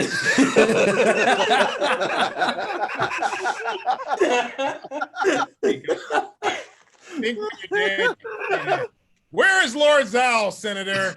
Didn't he call this meet? Shit. Didn't he call this? Just finish the bottle. And by the way, I'm back. Actually, Senator, I did. Lord Zyle does not know about this, nor does he need to. If Zal knew about this, you'd be killed, Lihan. Do you know that, Lihan? Yes. Do you? He speaks Yeah, from I do. experience. Oh, okay. I do know that. But here's why I called this meeting. I've heard rumors. What sort of rumors? Rumors about Card. Oh. People say he's been reclusive, hiding away in that hole of his. Well, this is not new for Card, Lihan. You know that. Yes, but people have seen him at sacred places, the old Jedi Tower, for instance. They say he's been praying there. Praying? Well, that's been outdated for thousands of years. To whom was he praying? The ancient Sith Lords. This is a dangerous prospect, Venatile. Oh, Lihan. Praying is for fools that don't have power to take care of themselves. If Card needs the Sith Lords for help, then he is of no threat to us. I smell atheist edgelord. Threw some shit right What's there. coming out of my mouth, not reflecting. It still concerns me. You ever intend to tell Lord Zyle? She'll like, I eat you. Yes, that would upset him in the midst of his preparation for the expulsion. I suggest that we do not tell him quite yet. We can deal with Card on our own. I suppose you're right. We must, however, watch this situation carefully. For if we cannot handle it ourselves, then we will have to call on Zyle. True. That will not happen, though. So there is no need to worry. So you say, Lihan. So you say. At that, the door to the meeting room opens and we see an ominous cloaked figure. As he raises his head, however, we see that it is Card, and there is a hint of madness in his eyes. Ah, Senator Card, we were just discussing you. Yes. We were trying to locate you for as long as for as you know, Expulsion is nearing, and we will need your help. And I'm back from the dead. Right. Zyle sent us to look for you, Senator, but it seems that we will have no need for that. Oh no. Card. Card. Card. We Drink can't Card. hear you, Card. Ah, dark powers of the There- Force. There we go. We got you. Oh, good. I will drink. No, oh, there he is. Yes. Hello? Oh, fuck. Where were we? You are foolish lion. Oh, yes. You are foolish, lion. What? What did you say, Senator Card? I said that you are foolish. Why is that, Senator Card? Because you actually expect me to believe you and your co-slave to Zyle. You all have false conceptions of what Zyle's rule would be like. You would be dead within a year, as would all of this force-forsaken universe. You are speaking nonsense, Card. On what grounds do you say that I speak nonsense? I speak the truth, and you know it. Card, you're overreacting, bro. You're overreacting! What? Why?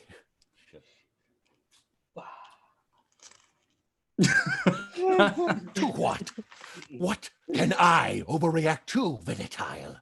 You are all fools that follow blindly, like beasts of burden into the flame, and soon you will follow Zyle to the flame, and there you will burn.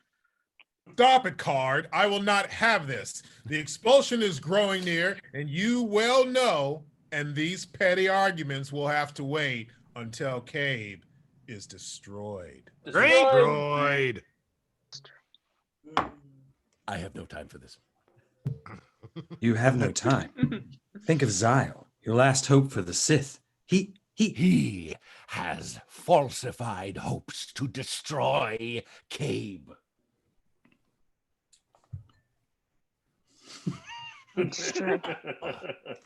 The Jedi will slaughter him, and he knows it well. Nonsense, Card. You've gone mad. I have not gone mad. I have finally become the power that I wished to become. And after all these long years of sitting in the shadow of the Sith, I can make my case known. Shut the fuck up, Card, or we may have I would like to see you try. Let's do it, baby. Come on. I am more powerful now with the power of the ancient Sith Lords within me. Oh, yes, the praying. I was disappointed in you, Card. And you will soon be apologizing to me, Lion. Believe what you will, but you and I know the Sith Lords will always be with the bloodlines and not with some insignificant, corrupt senator. Fuck. Believe what you Lion. And you will find that your foolish misconceptions will lead you to downfall.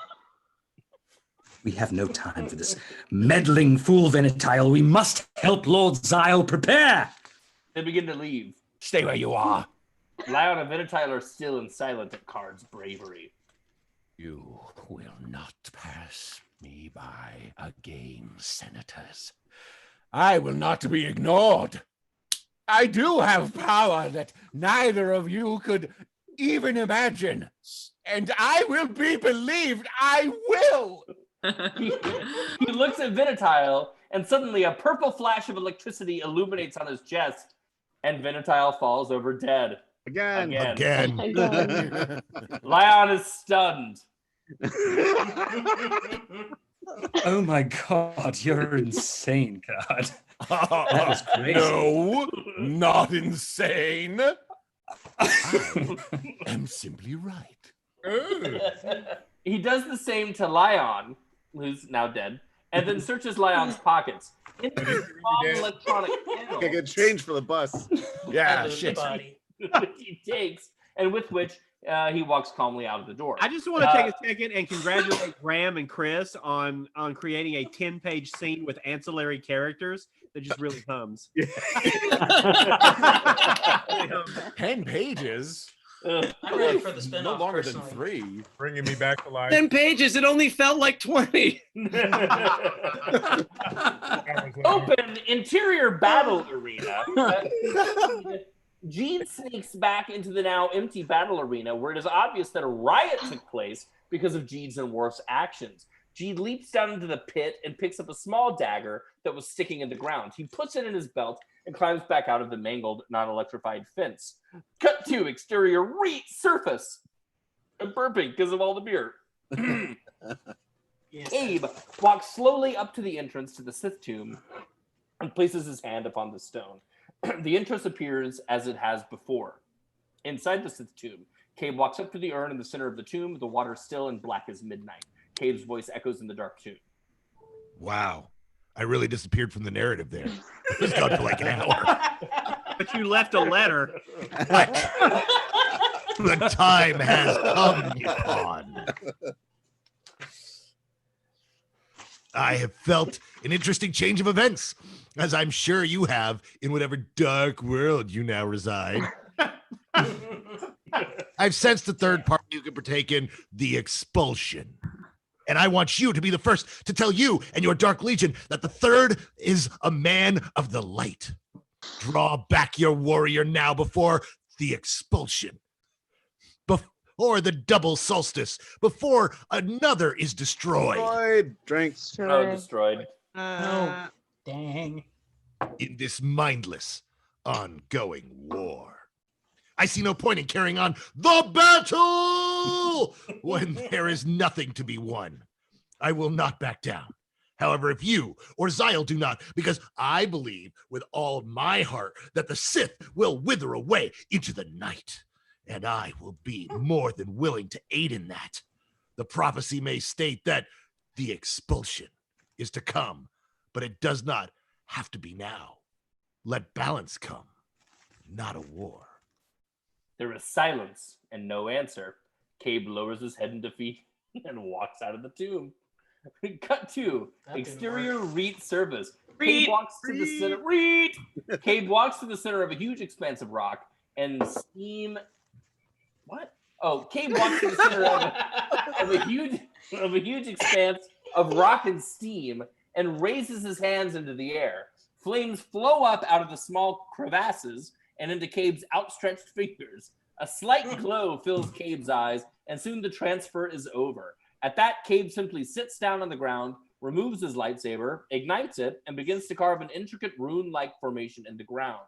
We cut to exterior Jedi Tower. We see Zyle standing atop the Jedi Tower, Coruscant bustling below him. He is doing very graceful maneuvers with his lightsaber, no doubt preparing for the Expulsion. We zoom out to see the Coruscant skyline behind him. At the base of the Jedi Tower, Jeed releases the dagger from his belt and looks up at the faint silhouette of Zyle atop the tower. Jeed enters the tower. At the top of the tower, Zyle stops his movement for a moment and gets a second lightsaber from a cross hilt on his back. He then continues his practice with both lightsabers. Jeed continues to hike up the tower stairs. He stops for a moment and looks up at the seemingly endless stairs spiraling upward. He then continues to climb. Zyle's movements become more heated and fast. He is, however, still very graceful. Jeed reaches the top of the tower where we have earlier seen Card praying. He hears the lightsaber sounds above him. He walks over to the window and begins to climb out. Zyle is now a blur of red, and there is nothing left to hear but the buzzing of his lightsabers. At the Jedi Tower window, Jeed crawls out of the window and climbs up onto the top of the tower, where he sees Zyle's furious movements. When Zyle's back is turned, Jeed climbs silently up onto the top of the tower and moves around to as near to Zyle as he can be without getting hurt. He readies his dagger, and when there is a minute a minute pause in the movements, he throws it to the ground in between Zyle's feet. Zyle, surprised and furious at his break in concentration, whirls around and holds both lightsabers within inches of Jeed's neck, but stops when he sees who it is. Graham, can you go through all that again? I think I missed it. I'm sorry, did I break your concentration? Are we doing Fast and the Furious again? I'm completely lost. I can't believe that Jeed is. I'm ready for that. And back. I'm ready for There's the a Jeed tower, spin-off. That's and a tower, and there's a top to the tower. For future reference, never do that again. Don't worry, I won't. I had to use something to get your attention, didn't I? Don't talk back to me either. It's annoying. Now, what do you have for me? Worf, the wrinkly-headed guy, was sucked into Nippon's urn. He's alive? That's hot. Yes, barely. Well, it doesn't matter. What about the ribbon? Picard? Nippon did something to him too that caused him to be unconscious, and he still is. Good work, Jeed. Now, go and give Lyhan and Ventile the news. Yes, Lord Zyle. He exits. Zyle continues with his routine. Inside the meeting room, Jeed is simply standing. Just a meeting? Why was there this big dramatic build up? Many meetings. I don't know. You don't have answers. Jeed is simply standing in the meeting room, surveying the two dead bodies of Lion and Vinita. She checks their pulses. Now and of I'm course, dead again. Jeez. neither are alive. We zoom up to Jeed's face and catch a sly smile. Open interior Enterprise hallway. We see Data frantically running, as best an android can. Snap. That doesn't feel right. I don't like Inside the Enterprise, Data enters the bridge where Captain Picard is waking up. I have brought the cider. Good. Captain, here you are. Where's Worf? He's asleep, recovering. But he's all right? Yes. What? No thanks to you. Captain, you need to rest. Dr. Crusher will be here in a minute. Just sit No, back let and- me see Worf. But what about the cider, Commander? Picard stands up and falls to the floor. He is obviously not a... Captain, there is something wrong with you. Nothing's wrong. I was just foolish to lead you all to that cave or tomb or whatever the hell it was that we were.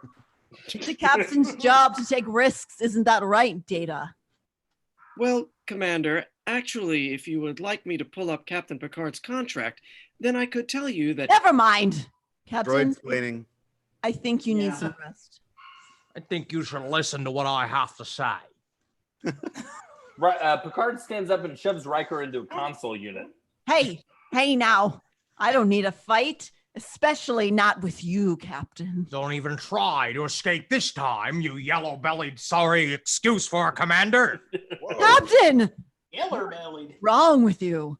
Dr. Crusher enters from the hallway. What's going on here?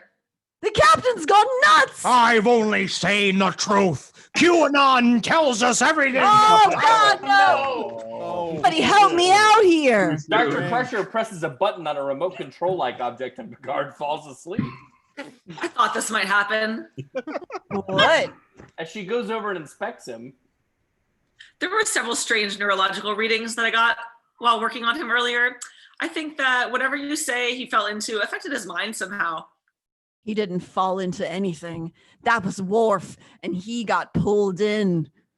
Oh, well, whatever did happen to Captain Picard messed with his brain cells. And it is only normal when something like that happens to lose your sanity or get amnesia or really anything, depending on where you're damaged. Thank you for the scientific diagnosis. Professional. Will the captain ever be able to be repaired? I've already given him some Neurobex to calm him down and help him rebuild the damaged brain cells. Could you score me some Neurobex as well? Oh, well, that's good. I think it might be better, though, if we took him to his quarters and let him sleep for a while. You're probably sleeping. right. Everyone needs to sleep. What's Worf doing? Oh, just fine. I think he'll be okay tomorrow. I think. Oh, good. I think we'll need all the help we can get. Oh, damn it! I forgot to give him the note from The note! Geordi runs in from the hallway. Commander! I'm glad I caught you. I read the note that Cave gave the captain. You read the captain's letter. What did it say? Cabe says that the captain has a unique power and that he needs his help in the expulsion. He says that Captain Picard is the only mortal hope that the universe has. Oh, where's the expulsion? When is it? I have returned to the narrative. It is upon us now. Whoa! They all turn around to see Cabe standing at the door to the hallway. What? I need Picard's help now. He's asleep and nuts. Able to help you? Besides, Weren't you the one that said you couldn't have any of our help? But Cabe, do you have any neurobacks? Zyle, my enemy in the Expulsion, is searching for Picard as well. If Zyle finds him, then the balance between light and dark will be broken. Right now, your captain is a man of light, but if Zyle gets a hold of him, then darkness shall overpower everything, and there will be no need for the Expulsion. Light will already be gone forever. Well, don't worry, Cabe. We'll protect him here. You cannot stop Zyle. He is too powerful. Only I can protect him. Well, look, if you want to carry him down to wherever you're going, that's fine, but there's no need to carry him. Cabe places a hand on Picard's forehead, and Picard awakens. He looks about him and stands up. What's going on here, Cabe? What are you doing here? You must come with me, Captain. Where? To to the Expulsion. I don't understand. I'll explain it to you once we get there. All right, got it. May we use your teleportation device? I must conserve my power, and Captain Picard his. What power? Oh, well, yes, you can certainly use it. It's right through here. They exit out the door to the hallway. Inside the So teleportation nobody's got any room. neurobacks? Is that what you're saying? The walls are turning into inside fire. the teleportation room, Riker stands aside as Picard and Cabe stand in their circles and are beamed out. Exterior, Reed surface. They land on the surface of Reed. The fire is making the sky glow like it was an orange day. Excellent. We're here. Now follow me. In silence, Picard follows Cabe to a rocky outcropping overlooking a vast, rocky, molten desert. They climb to the top of it, and Cabe and Picard look out over the expanse. Get ready, Cabe. And Cabe has a lot to say about it. Oh my lord! Lean back, Oh, everybody. that's a page. Oh, lean back. Pick it up for lost time. It has to drink through the whole monologue. I have to. I'm out of beer. I have to get beer. Hold on. I'm gonna be back. He waited until this moment to get the beer, by the way. You don't need him. Go ahead, Cabe.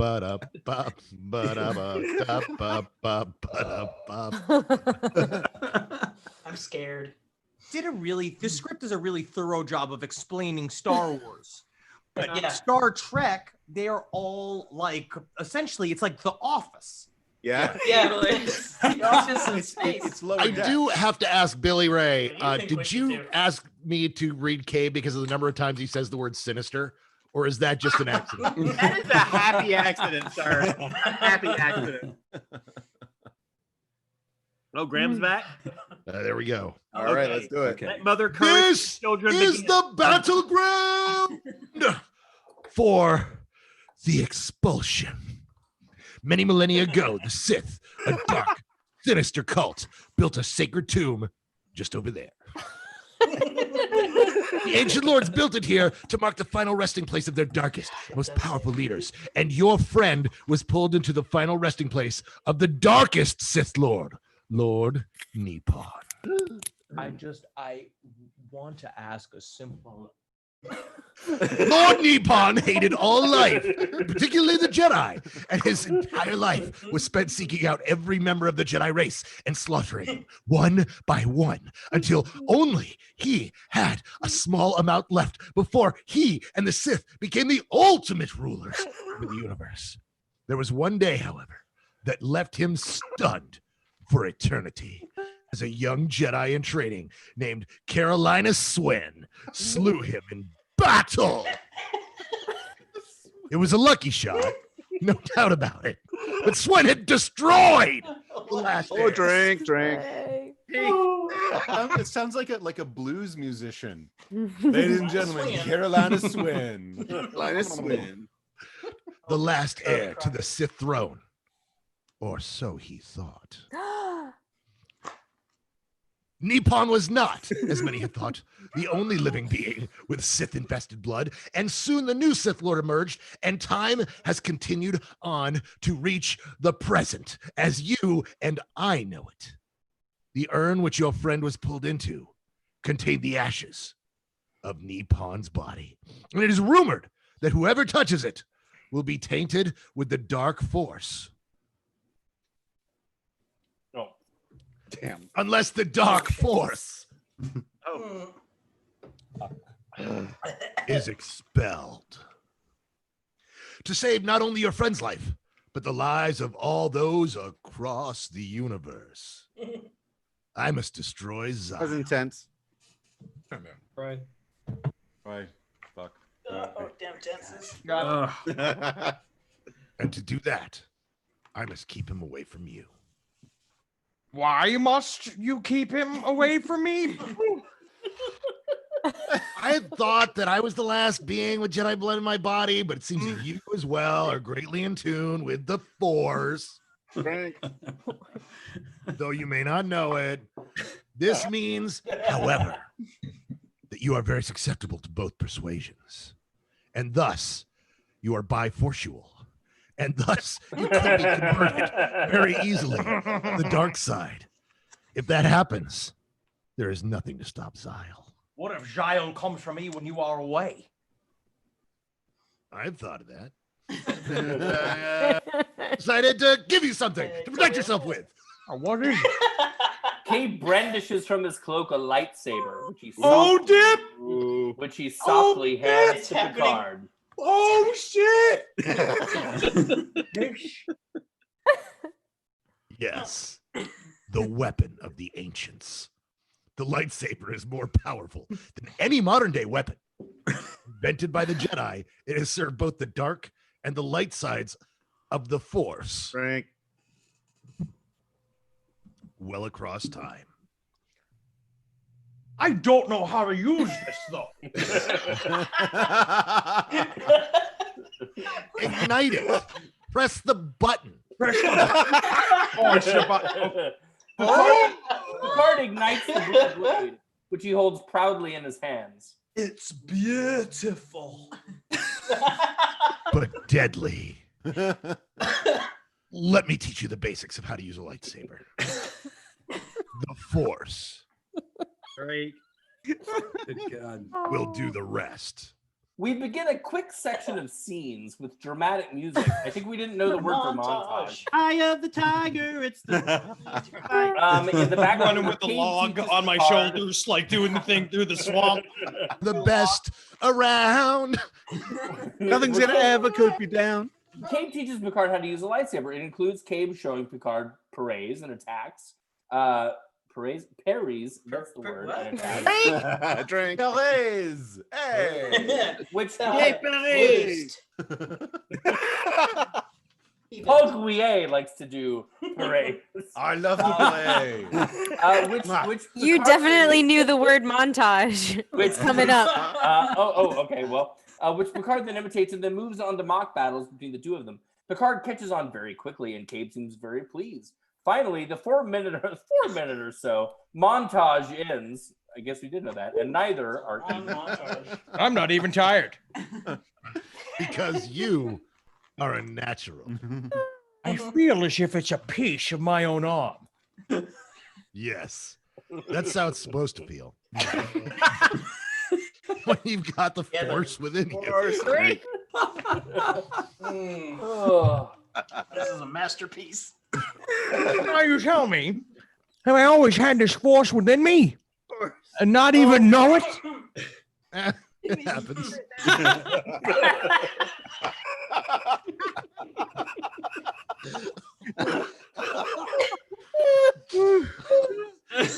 can't see those tears. You know it now, though, and that's all that matters. When will the expulsion begin? When the suns rise on the double solstice. How long will it be until they rise? Not long. As long as it takes to read this script. 4,000 years. Only a few days. I have to fight Cabe? Will I have to battle Zyle?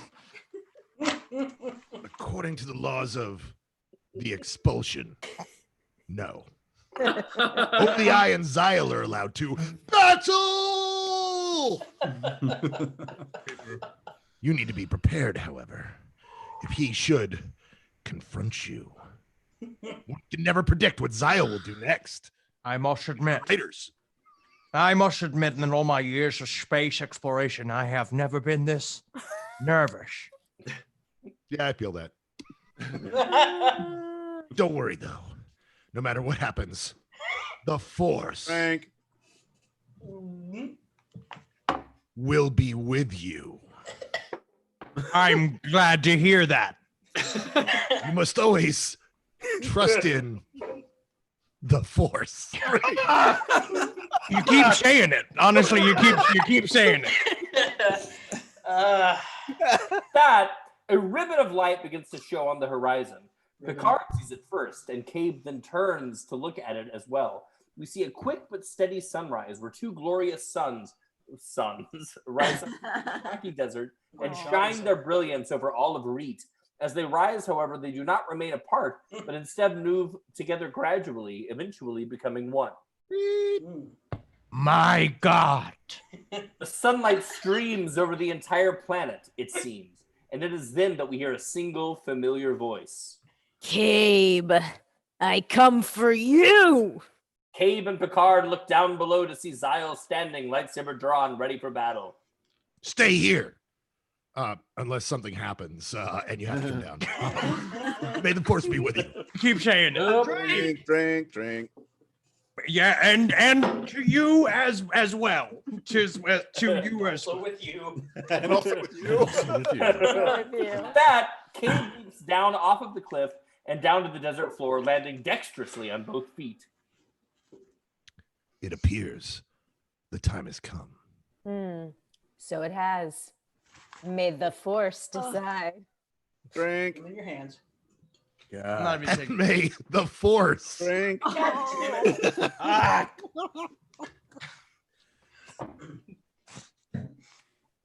Have good I judgment. hate the Force. The Force. The fucking Force. Zyle lets out a sly smile. Better judgment than your friends, I hope. They should have left when they had the chance. Cabe ignites his lightsaber. You should have left a long time ago. Cabe swings his lightsaber at Zyle, who easily blocks the attack. As the purple and red clash, Zyle pulls Cabe close to his face. But the universe is so much more interesting with me in it. The battle begins. The slashes and jabs are quick and relentless. Both sides obviously well-trained and extremely skilled at sword fighting. The battle appears to be a mixture of rapier... Such nerds. Of rapier fencing, taekwondo, gymnastics, ancient sword fighting, and a plethora of other fighting styles. Every now and then we will cut back to Picard, who still stands atop the rocky outcropping and watches. What is it, plethora? He aches to join in the battle and help his friend, but he knows he cannot. As time passes on and the battle becomes quicker and more heated, Zyle and Cabe travel great distance across the desert area to the nearest rocky outcropping that which houses the Sith tomb. We cut back again to Picard, who, to get a better view of the battle, hurries down the outcropping to the desert floor, staying a good distance away from the battle. As he runs past a boulder, however, we see Jeed hiding behind a boulder, dagger drawn. He creeps out from behind it and follows Picard towards the battle. We cut back again to the battle, which is by now almost blindingly quick, and the quick exchange of hums and colors, and then switch back to Picard with Jeed about 50 yards behind him. Jeed jumps, however, when a dark cloaked figure hovers down behind Picard. It is Card. When Card lands, he touches Picard on the shoulder, which causes him to jump. He still holds onto his lightsaber, however, and ignites it, quickly swinging around and cutting off Card's hand at the wrist. Oh! Card winces at first and then laughs when a purple light comes out of his unbleeding stump and reforms his lost hand. Holy the shit. hand on the ground disappears in a puff of purple smoke. Cool. So that will not be enough. Picard simply stands by, stunned and even slightly frightened at the sight of this dark figure. I have no time for you. He waves his hand at Picard, flies to the ground. About 20 yards away, Jeed stands there dumbfounded and then looks at the small dagger in his hand. Hey, Senator Card. Card turns around. Zyle and Cabe are too caught up in the battle to notice any of this. After Card turns around, Jeed throws the dagger at him, which stabs him right in the forehead. Card stumbles backward and then pulls the dagger out, the wound quickly healing. Oh, say it again, Paul. We lost That. Hello. Fuck. Yes. Yes. Card glides quickly down across the ground to Jeed, who stands ready for a fight, extending a hidden short sword, which was inside his right pocket. He gestures with his left hand for Card to come to him, which he soon does. When Card arrives, Jeed begins to swing furiously. Each attack blocked by Card's even faster moving hands. He doesn't stand a chance. Card pushes the helpless Jeed up to the edge of a fire pit, and right as Jeed is about to fall in, we hear the hum of a lightsaber, and Card turns around to see a flash of blue as Picard swings at Card. Oh, shit. Card leaps to the side, and Jeed is almost hit by the lightsaber blade, but dodges, regaining foot control and going around to the other side of Picard, who advances towards Card. I have more important things to do than this. Do you? Card. I've got things, yes. Card ignites a small short sword lightsaber, red, of course, and uses that against Picard's weapon and his hand against Jeed's cruder blade. They fight, the pace picking up to probably half the speed of Cabe and Zyle's battle, and finally find themselves at yet another fire pit, this time with Card on the defensive, teetering on the edge. I am Captain Jean-Luc Picard of the USS Enterprise. No. And nobody throws me to the ground. Oh, yes! It is.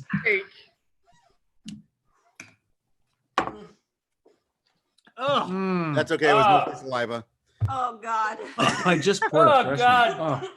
Picard kicks Card in the chest, and Card goes tumbling down into the fire pit. Picard turns to Jeed. Thank you. No problem. I followed you all the way here. I'm a friend of Worf's. I see. Great. Oh, name's Jeed. Jeed Swen. Swen? Yeah. Here, What are you talking about? Look, don't answer. That guy Cabe's in huge trouble. Nipon's gonna try something big. And I don't know what. how do you know this? I had a hunch. My hunches are normally right. Come then, let's go and intervene. They both run towards the battle between Cabe and Zyle, which is now very close to the Sith Tomb entrance. Close in on the battle, Jeed throws a dagger to the ground in between Cabe and Zyle's feet. They would not have noticed it, but it hit their lightsabers on the way down. It's Jeed's move, guys. It's what he does. They would not have noticed it, but it hit their lightsabers on the way down. They both pause for a moment and look that way, but Zyle takes a cheap shot at Cabe, who, of course, masterfully blocks it, and they continue fighting. Of course. You have to stop. Nipon's going to do something. Shut up, boy, and let me kill this fool. Hey, I believe this boy. Stop now. Cabe lifts up his hand and uses the force to push Zyle back and causes him to stumble. He hurries over to Picard. Leave us, Jean-Luc. I just got that.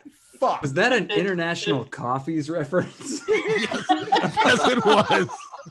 I thought nobody was gonna get that. I got it. You're in the right. You're in the right group, my friend. Swiss mocha. I got it. But he leave us. Returns, and he and Cade to the entrance to the Sith's tomb, which Zyle puts his hands up on the rock, and they both enter. The battle never even pausing. They fight into the center of the tomb. Picard runs in alongside Jude. Oh no! This is where it happened. What? The room where it happened. In the dream. This is where the bad stuff started. What bad stuff? Uh-oh. At that, Zyle knocks over the urn containing Nipon's ashes. The tar-like substance spills all over the ground, and soon it begins to form itself into a figure. Out of the tar, then rises a figure clad in a black cloak. Both Zyle and Cave have stopped fighting and watch as the dark figure steps forward. Lord Nipon. He gets to his knees and unignites his lightsaber. As the figure steps forward, however, we see that it is not Nipon, but instead is Card, now more powerful than ever. Dun, dun, dun. You? He rises.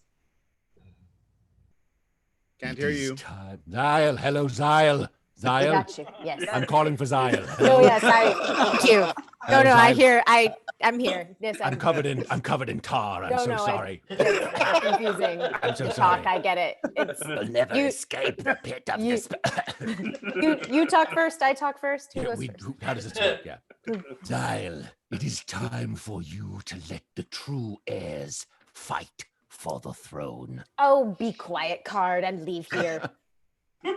For the first time, I feel powerful. I feel as if I am the most powerful being in the universe. This is between the Jedi and me. I'll deal with you later. Fight then, and get yourself killed. Card lets out a deafening laugh, which echoes throughout the Sith tomb. Huge statues of ancient Sith lords begin to crumble. The four of them run out, leaving Card behind. It's very funny. Let's finish this. Zyle pulls out a second lightsaber from his back and ignites it. What are you doing?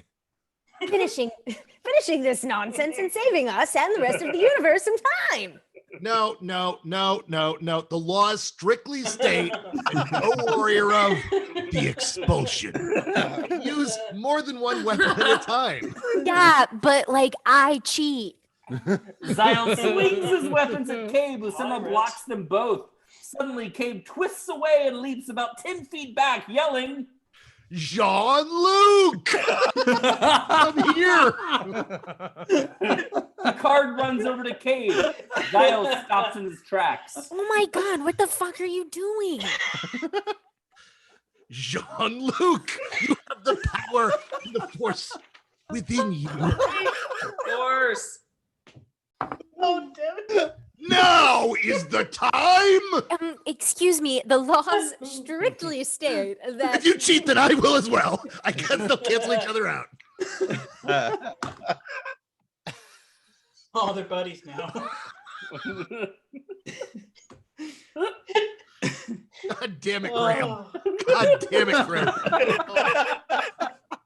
Say it. Say it. Say it. You're welcome.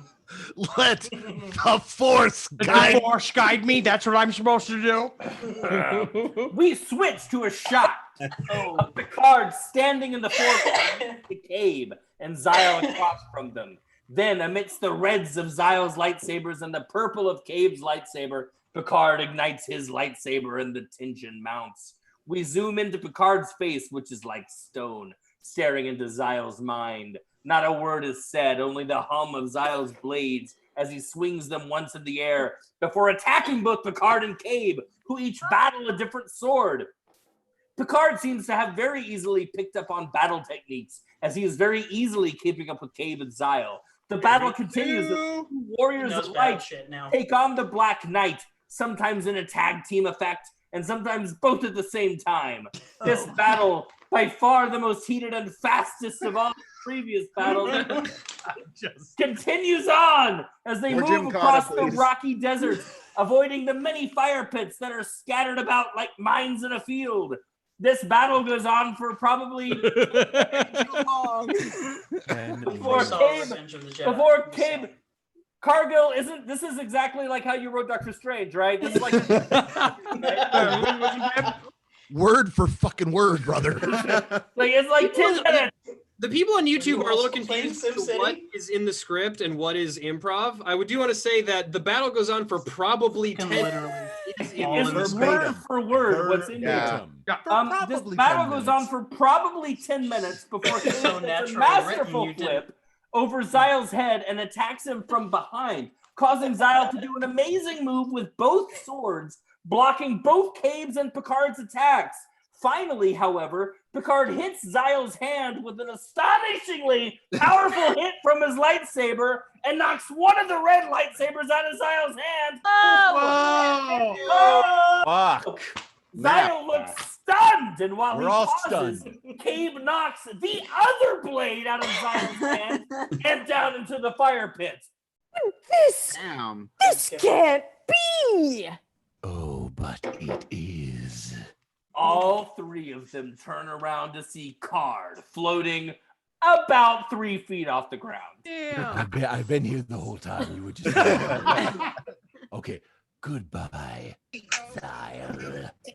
Card throws his short sword lightsaber at Xyle, who it slashes and then flies back to Card's gloved hand. A huge gash is left in Xyle's belly, and as he looks down at it, a dark fog starts to escape from the wound and pull him back towards the fire pit. Damn. Card catches his sword and watches in glee as he mumbles to himself.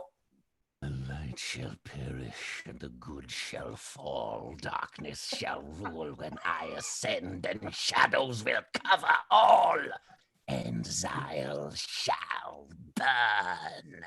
At that, Xyle's face becomes covered in varicose veins. Oh, varicose veins! Come on. It's the worst kind of The vein. worst. It is the worst kind of vein. Card's the old one. Oh, God. Yes, varicose veins. Lasered off. I think we should be judging him for that. Sucks, man. Body shaming. It's not okay. It's covered in varicose veins, and soon becomes nothing but a green mass. Xyle is pulled down into the fire pit and screams as he falls to his death. The flames leap up and engulf him and turn a bright purple for a moment before returning to their normal state. Picard, Cabe, and Jeed stand there, dumbfounded. Come now. I did you all a favor. Oh, fuck. Oh, Christ.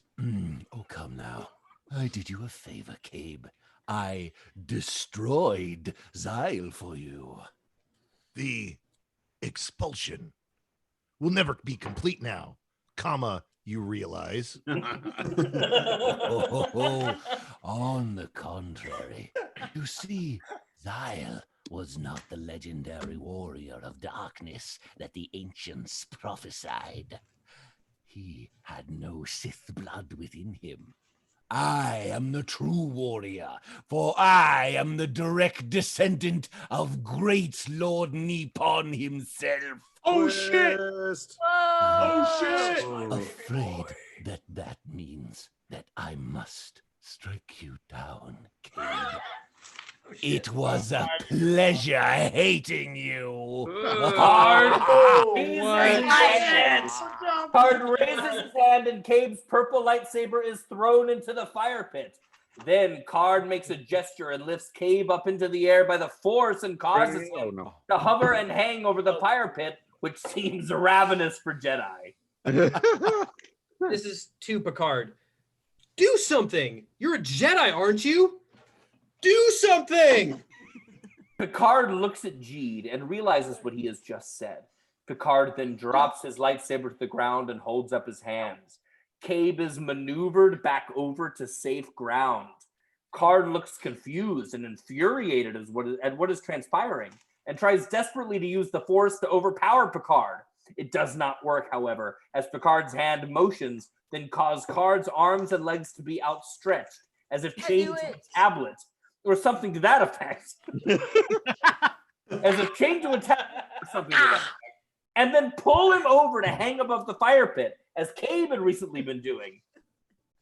What are you? You cannot overpower me. You cannot. Master Nippon! At that, Cade stands up and picks up Picard's lightsaber. It's been 3 hours. Expulsion end. Jesus. Cade throws the ignited lightsaber like a spirit card, which he then maneuvers with the Force and causes to impale him through the chest. Card looks surprised, confused, furious, and mortified all at the same time. Yeah, you call it, see that? Great, thanks. And tries to say something, but a gurgle only comes out. Card then drops Card down into the fire pit. As he falls, flames engulf him and shoot up out of the mouth of the pit and grow a dark blue, bright purple, and even black before returning to their original state. Jeed, Cade, and Picard are thrown to the ground when this happens, but after the flames have subsided, all stand up and look at the fire pit. Suddenly, however, a sound like that of falling rocks catches their ear, and they all turn to see the housing of the Sith tomb sink into the crevasse into the desert floor, which then closes back up again and seals itself forever. They all stand there in silence until 3 to beam up. Inside the Enterprise, Data, Riker, Picard, Cade, Jeed, Dr. Crusher, and Worf all stand on the bridge along with the rest of the crew. Thank you, Cabe. No, thank you, Jean-Luc. You saved the universe from certain doom. Well, that's a grand statement, but I certainly would not have done it without you, Cabe. You showed me the truth. You know, I got a feeling when I first met you. Confused feeling. And I dismissed it as being nothing. Yeah, it was dismissed it as being an age of an old Jedi. But I was wrong. You are a Jedi, and I am honored to have taught you. Indeed, thank you. You saved my life. Worf. Drink. Drink. Drink for Worf. God damn it, What Worf. happens when you come back from the dead? And mine as well. Thank you. Ah, no problem. Just remember me when you save the nope. Drink. I'm out. No problem. Just remember me when you save the universe someday or something. Wait, that just happened. Never mind. Comedic relief? Actually, I'm gonna go talk to this Jedi Council or whatever it is. Jedi Council? The Jedi Council has been in hiding for almost 1,000 years now. All the other bullshit exposition I gave you earlier is wrong. The dark side was destroyed. They emerged and want to see Jeed, the direct relative of the great Jedi that destroyed Drink. Oh, God. Nippon. They would like to see you too. Jean-Luc! Never gets old. Oh, yes. Why? You're Jedi. What? Like it or not. Oh, yeah. They want to train you. And trust me, with you at your age, it is a great honor to be. Hey, now. Old. Hey, He's now. only like 50, by the way. Unfortunately, I cannot. Why not? I have a family here. He gestures to everybody on the bridge. Just like you, Riker. Riker and I are going to try to have a baby. And I have vowed to protect them. I'm a Jedi and I will return home and keep as I know them. Fuck. To all on Earth. Are you up to the task? Which task? I don't know. But I do know that I do need to return home. I need to leave. I need to stop this. Come on, we have to go. We have I'm appointments. sorry, Kate, but I must leave. I have to leave. In that case, let me give you this. What is it? Cade brandishes another lightsaber and ignites it. It is identical to Picard's other one that was lost in the flames. He's got several.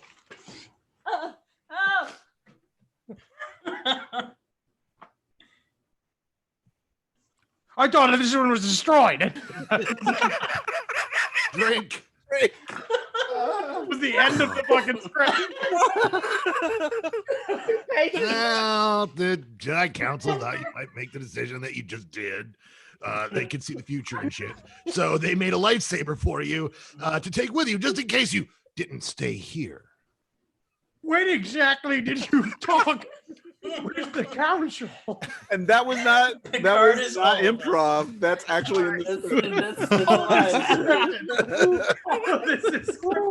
Verbatim. Stop. Well, when you trained as much as I have, you learned some interesting tricks, like freezing time. What? Don't worry. Just this, and never forget that what you learned here. Don't worry, I won't. But seriously, hey, how often did you freeze time? The more in touch with the Force you become, Great. Force. The answer to that question you will hear. Cabe, what are you? Yoda? So long, my friend, and may the Force. Fuck. And G disappear. Oh my god. It's still going. It's still fucking going. Thinking each thing's the end of the script. Oh God. I can't believe he left me like that. Captain, is it possible to freeze time like Mr. Cabe said? I'm furious. When did he start calling him Mr. Cabe? I don't know. Since Mr. Lober. Since Mr. Lober. It's starting to sound like Bagger Vance. Xavier Cave. Everybody. That's what's bothering me. I don't know if what he said was the truth. Could a man like that lie? I don't know if it would be considered a lie. Or maybe just some weird, twisted Jedi joke. Or it could be the truth. Or it could be the truth. I have an inkling of what to say here to find out what he meant by that. Oh, no, Captain, we're going home. Jordy, are we ready? We're all go down here. We better go. Captain? I suppose you're right. Well, so you're saying we're ready here, Jordy? I just said we're ready 5 seconds ago. We are ready, Captain. Show. On the view screen, we see the stars blur as the ship speeds into warp drive. As this happens, however, everything freezes except for Captain Picard, who walks around the bridge looking amazed at this frozen world. Suddenly, Cave appears standing at the door in the hallway. Oh my God. And then walks out. The return of the king. Closing behind him. Picard runs after him. In the hallway, Picard looks out into the hallway, the doors remaining open behind him. Cave is not there. I promise you, Cape, that I will train my... Cape with a P? Cape. I promise you, Cape, I will train myself. I will never forget you. Someday, I'll freeze time for you as well. May the Force be with you, buddy. And also. At that, the ship breaks out of its frozen time, and the people behind him return to normal. So nothing happens.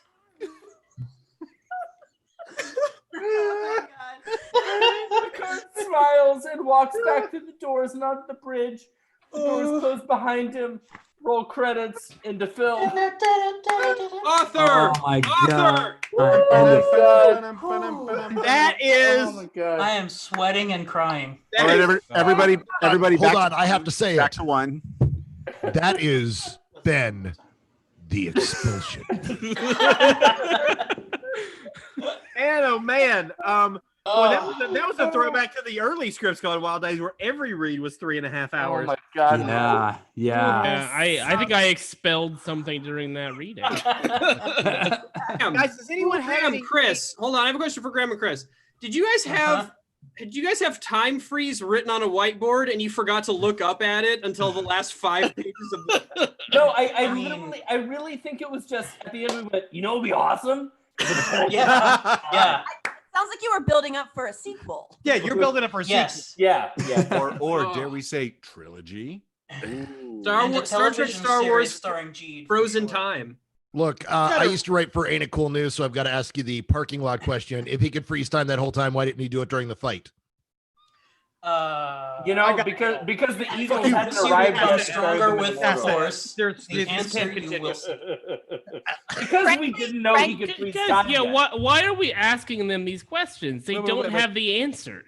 There's no answer. Well, hang on, Howard. You know why No you answer can't at freeze all. time? You wrote Graham and Doctor Chris- Strange. You Yeah, know, yeah, you yeah. can't freeze time. You know this. What about that moment in I'm literally the expert. I am the expert, and I am. Graham and Chris, I have to Tell say, us. the fact that you guys stopped masturbating long enough to write in 108 that's in 8th grade is an accomplishment. I think that pisses me off more than anything is that I was masturbating so much in 8th grade. Yeah. I wrote a screenplay. I was that's actually masturbating for pretty most good. of the script. Played SimCity.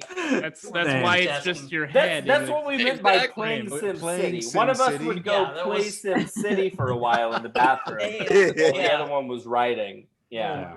We did a lot of that.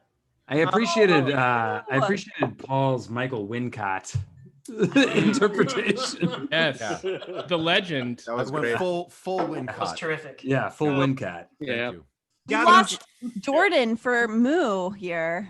Mufasa. Look at Moo. Oh, look at There's that. the- You know what? That's a good segue into if you haven't donated to the ASPCA yet, you should probably do that right now. And you can do that by going to our website, clicking on the donation button, and then that'll take you right to the ASPCA donation portal. Or if you've been on the chat, you can just click on one of the many ASPCA chats and donate there because they're an amazing organization and they deserve all the money you can muster, even if you need to like pawn your wedding ring, go pawn it and then donate to the ASPCA. Don't pawn your wedding ring. Second morning Donate to the ASPCA. Guys. That's drunk person Reading the script advice. to Mufasa is Yeah.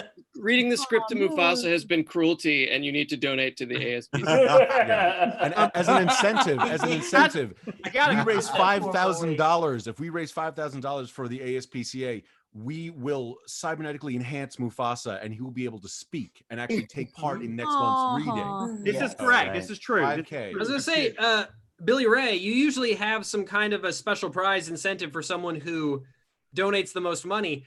I have an idea for that for this one. The person who donates the most money to the ASPCA, send your receipt to Billy Ray, and Scriptron will mail you a signed copy of Star Wars Star Trek The Expulsion. Wow. Yes. Yeah. Signed by Kristen Patrick Graham, Stewart. but whoever can get you to sign it, Signed by Late whoever. Patrick Stewart on it. It will, I will write it. I I will can do write it. signature on eBay and I can copy it. I might be drunk enough to donate $5,000 to the ASPCA. Can we get- Whoever donates the most money to ASPCA will get a signed copy of the script by Ian Lassiter. Yes. R.I.P. God Can we- rest his soul. Can we get Henry to do a cameo video as Mufasa for someone? Mufasa will sign the script with his tongue. And, as Ian Mufasa will will say sign it. whatever anybody pays me to say. Guys, so I want to do a couple of quick plugs real quick. Miguel, who was our co-host tonight and also read a role, he runs a film festival called Horrible Imaginings, and you guys are doing a virtual edition this year, correct? Yeah, it's gonna be September 1st through 7th. So it's coming Cool. up in like 3 weeks. Have you announced your lineup yet? Yes. So it's all on our film festival website is HI Film Fest, Horrible Imaginings, .com, where the lineup can be found there. And also we'll be on the platform called Eventive. So it can be viewed, if you take part, it can be viewed on like Roku app, Apple TV, that kind of stuff too. So all information's there. Thank you. Fantastic. Yeah, and it's an awesome film festival. So you It's should fucking definitely check it out. amazing. You should all look into it. It's one of my favorites. Absolutely. And another plug, Clay Keller, who was a reader tonight, co-hosts a Screen Drafts podcast, and they, I believe, have done both a Star Wars and a Star Trek draft. So this seems appropriate. Is this correct? This is extremely appropriate. Yes, we have done competitive ranking episodes for Star Wars and Star Trek. I know Dave was present for the Star Trek one. It was very contentious, but I think ultimately Star Trek First Contact was ranked appropriately. Ooh, okay, Dave.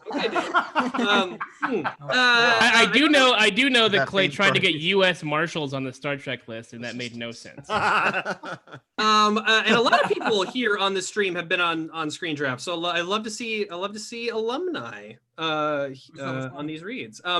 And Billy Ray, you're going to be on an upcoming next week's episode, which is covering the like middle part of the Western genre. That's correct. 1963 through 1992. Wow. Check it out. A large swath of Western. I was gonna say that's a good 3 decades there. So some scripts gone wild pimpage. So Friday we do a series called Happy Hour where we interview folks who do our reads, and this coming Friday at 1 p.m. you can catch a live conversation with Mr. Rico Anderson, who is right here in the chat right now, who everybody wanted to drink all night long. And Rico has also been in more scripts gone wild reads than any other human being, and he's still standing. The liver's gone, but yeah, we haven't had cirrhosis. On August 19th, we have an all-female, all-person of color read of Reservoir Dogs. That's fucking awesome. Holy shit. Really cool. Yeah. Coco Brown is headlining. We've got an amazing group of ladies who are going to be reading with us that night. Maddie Doe, who a lot of you guys know, is also Maddie, all the way from Laos. And then also there's a lot of bad words in that script. Yes, there are. We're working on that. I said poop a couple times. August 23rd, we've got a special sort of surprise read for a read that we had canceled a couple months ago, A Flight of the Navigator. We've got Joey Kramer, who played David in the film, and it's his birthday that day, so it's going to be a really fun read.